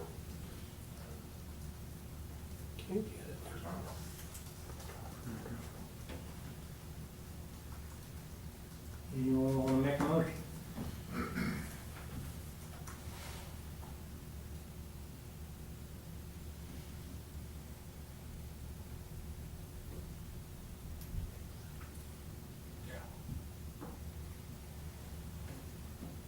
I guess I got one more question. I know the sewer cost, and that's, I know, understand that development portion. Do we know if the sewer main can handle the added capacity for that area? As our water sewer department stated that there's no lift, I mean, I understand the developer would pay for the lift station and so forth if necessary. I'm not a surveyor. There's no lift station that required, in order to go to the interceptor, and there is plenty of capacity. There is flow capacity. 15-inch. Okay. Be an awful lot of flushing to clog that up, I guess.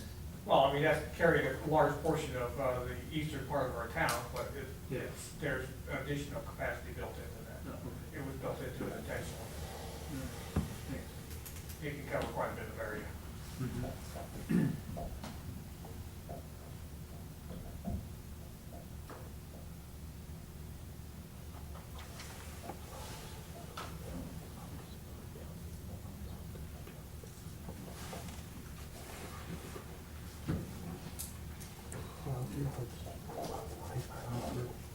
Most of the question, What you think here? same number of people out there, one way or the other.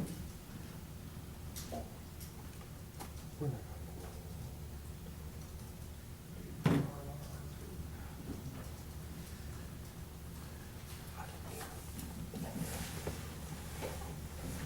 I would just point out that regardless of how it's zoned, you got the same number of living units. Doesn't matter what the R is, Oh, yeah. Right. it's pretty much stuck with 8 or 9. Yeah. It's not like it's gonna be any more intense regardless of how you call it. Yeah, because that portion I understand the liability concerns.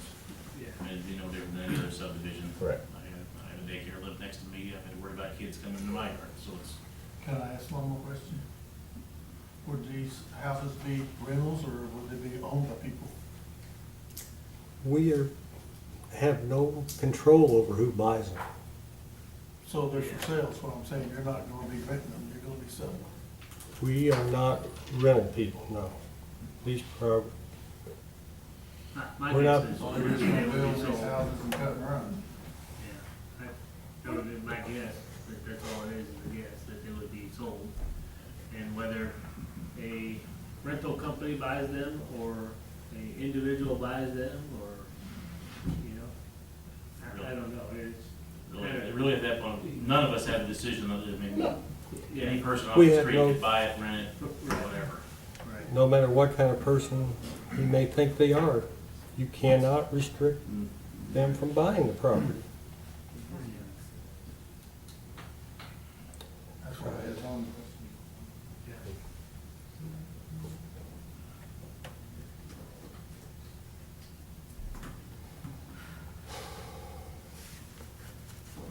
Need to close without a motion? I guess I'll make a motion to rezone the property from B2 to R2. No, No, There's No. not. no, this is, That's the triangle. That was withdrawn. Well, the triangle, so rezone, well, we understood that. Initial zoning. My motion would be to rezone tract A to R2 from R1. I think it's agricultural. Agricultural in the county, now that it'll be in the city. We approved Once the it's annexed, if it's once it's- annexed, once it's then, annexed. Right. if it's annexed. Is there a second? I'll second Got a motion, second? just to let you know, remind you all that, let them know, this is a motion and I guess, recommendation to the Board of Aldermen. We will have, we will have another public hearing, before the Board of Aldermen, June 18th. June 18th. So,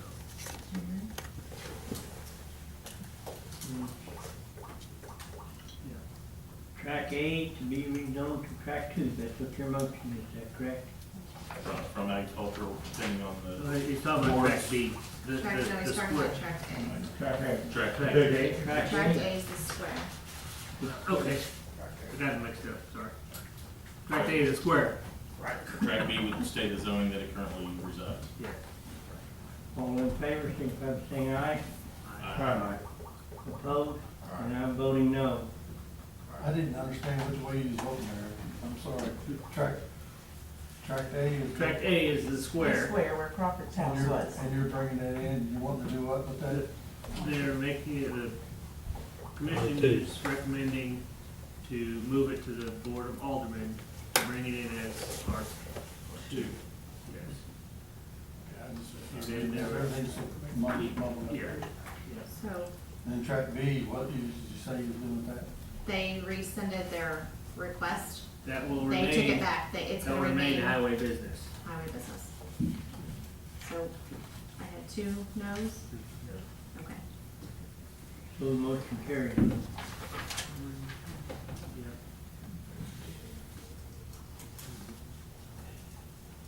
Okay.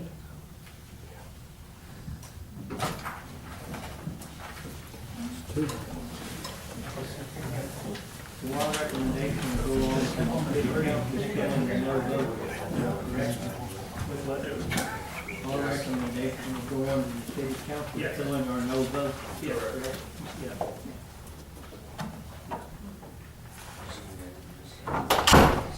My thanks to the council along with my apologies for causing a fight.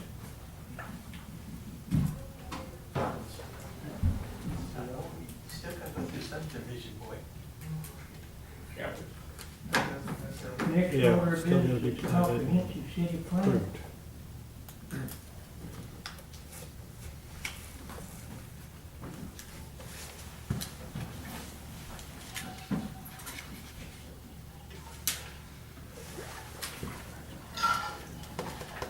Where are we at? I think it's open a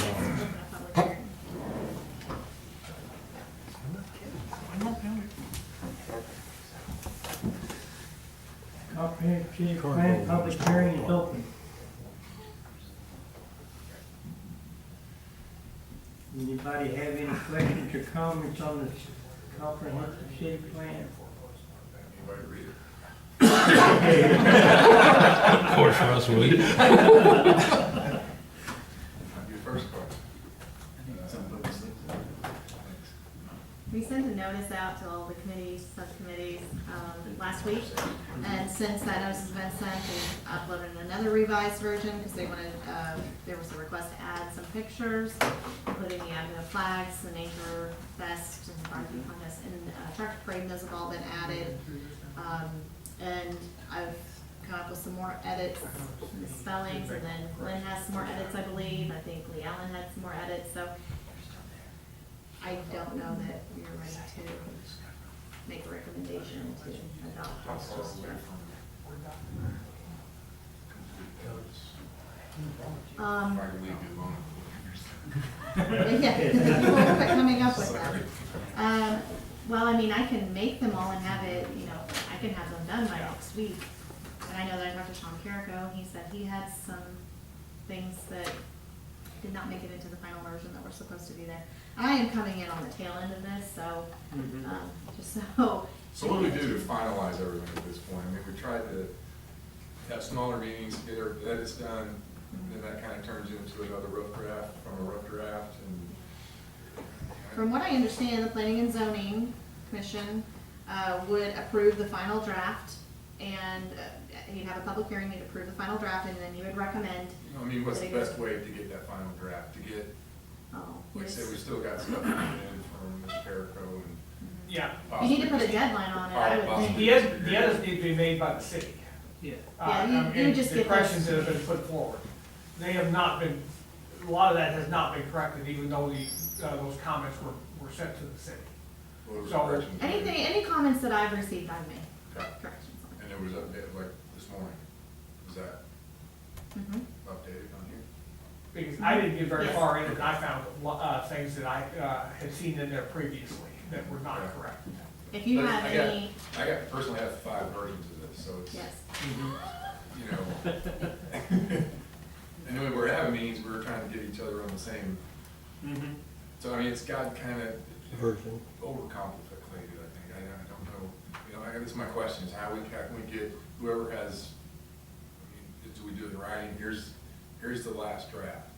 What do you see that needs to be fixed? Or, I mean, I don't know what the answer is. I mean, that's what we were trying to do by getting that out to the committees last week, was to send it out so that Correct. people could review it and then get edits back. I received a few and made those changes and uploaded a new copy. But with more pictures we add, then more, it makes it bigger, the big file bigger, and it's gonna be eventually too big to get on our website, but.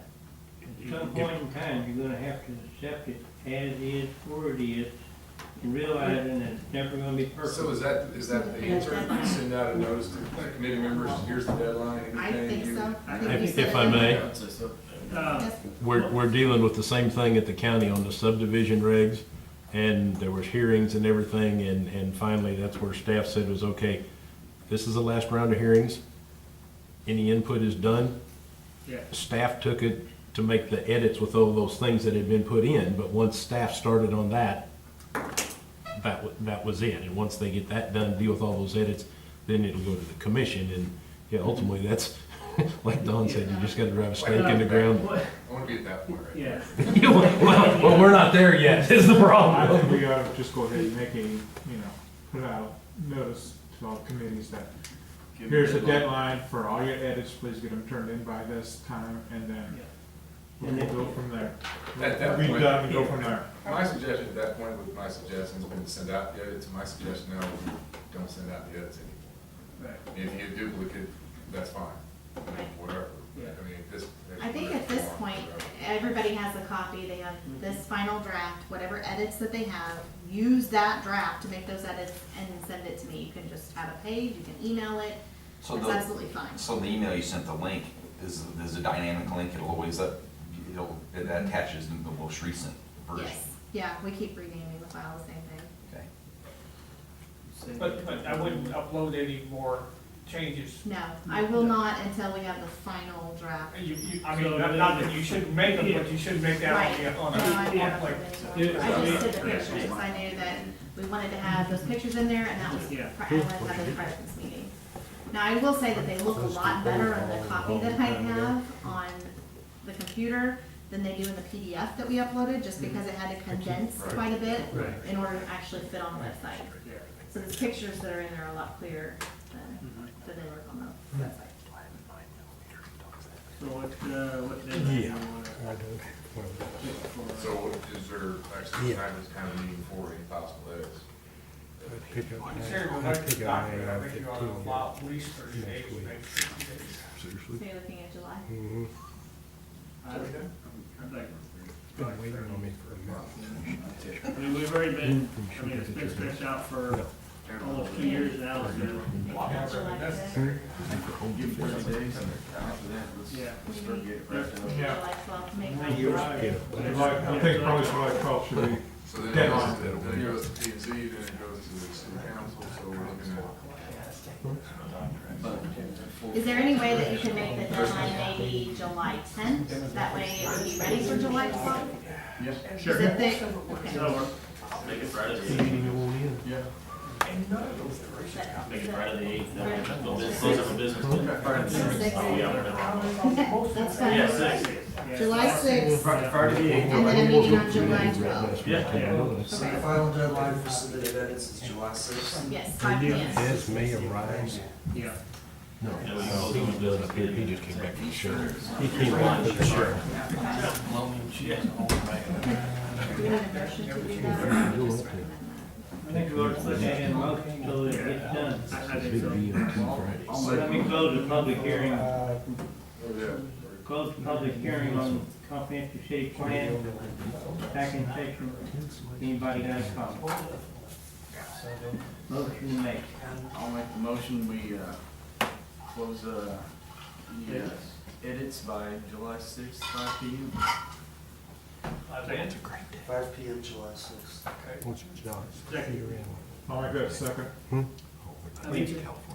Motion. That's all right. Vote on the edits on the July second. All those in favor, keep on saying aye. Aye. Opposed? Okay, so done. Next order of business, approving the plat 5 Southwest Country Estate.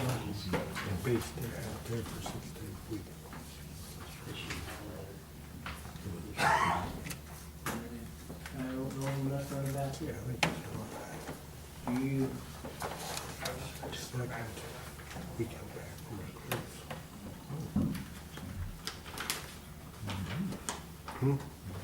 So the final plat, or not final, but plat 5 was submitted by Don Borman for review. I came across some correspondence between Don and Matt regarding that it should be ready to be ready for adoption or recommendation tonight. Right.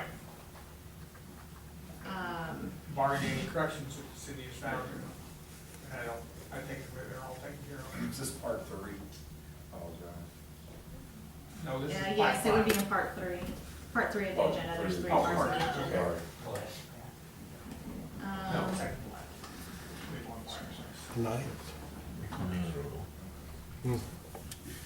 Mr. Forward, Is this adding lane, is that gonna be a through street from, Most to Columbia, yes. into, so it'll open onto Columbia? Yes. Okay.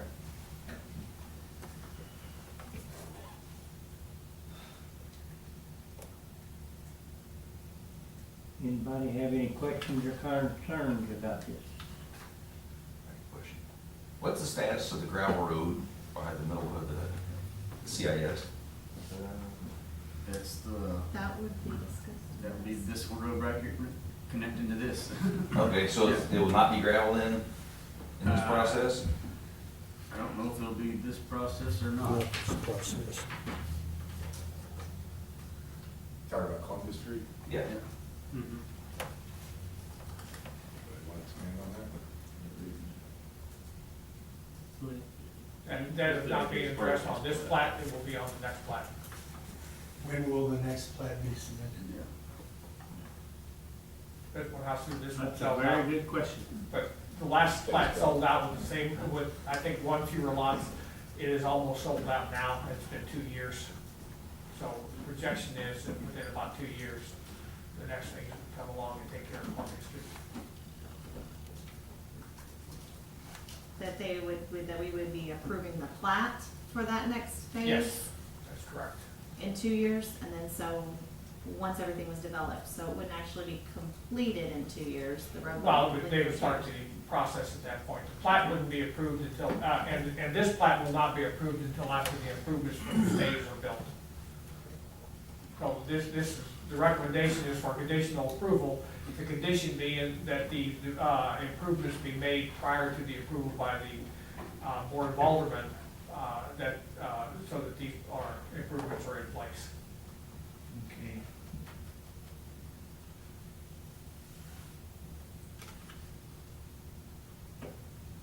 How many lots are left for plat 6? 8 or 9? I don't remember. That many? Yeah. It's not just the one spacing Columbia Street. It is the one facing Columbia Street, but there's about 8 or 9, I don't remember exactly.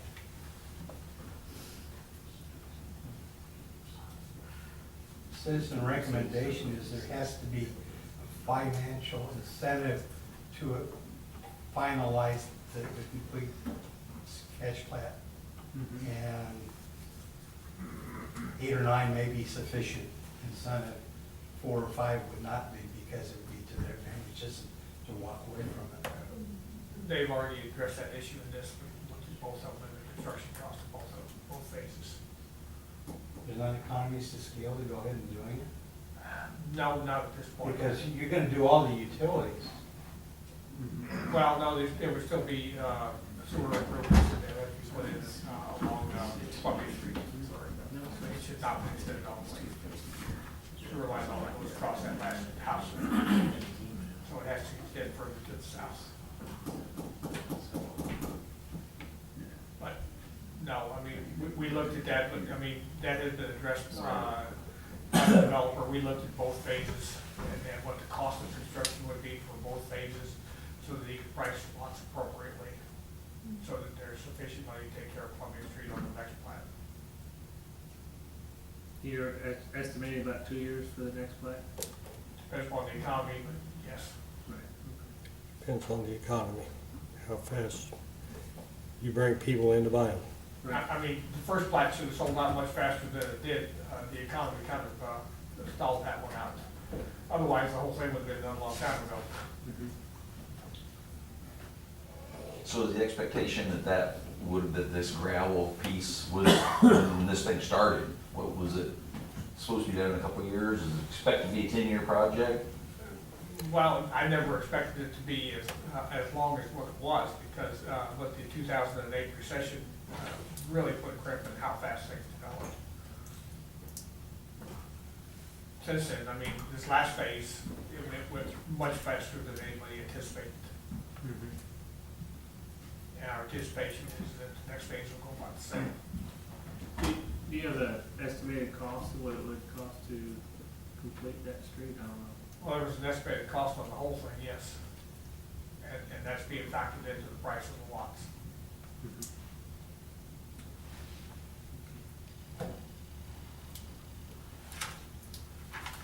Any other questions or comments? Just looking at the plat, the lots 54, 55, that legit back up to Kelly Court. I mean, looking at the length of property, I mean, it looks like you're gonna get 6 lots at best. If they're even close to the same size lots. So you're gonna take 6 lots and spread the cost of Columbia Street across 6 lots, you're gonna spread the cost. They're just sketch, or actually a preliminary plat. Shows which. Yeah, and I don't remember Right. how many lots are on there, but the cost is not being spread over just those lots upon Columbia Street. It's also being spread over the lots that are in this phase. Because money is being set aside on every single lot that's being put into to pay for Columbia Street. That was part of the initial agreement. What? And for Columbia Street. Half, well, The east half. no, for all of it. Well, it can be applied for all. Yeah. Because you got both halves. Right. That agreement's still intact. It's the other you don't have. Okay. What's that? That agreement's still intact, so same as it was. Yeah, the agreement's still intact. Yeah, it's fun enough.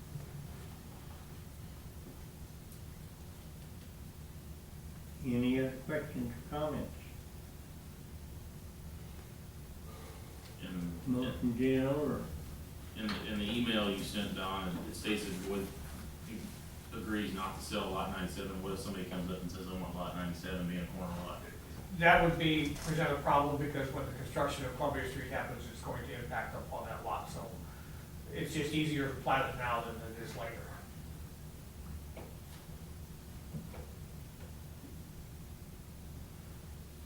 Sold after the construction is complete. Yes.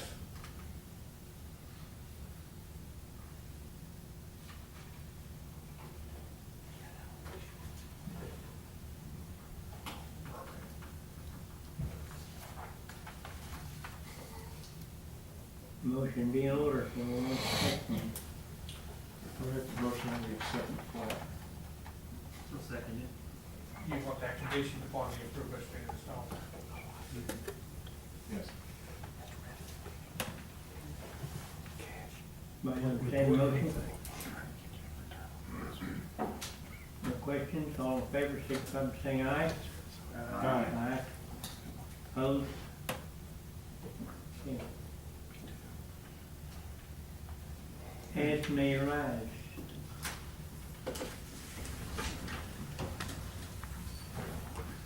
We got an awful lot done today.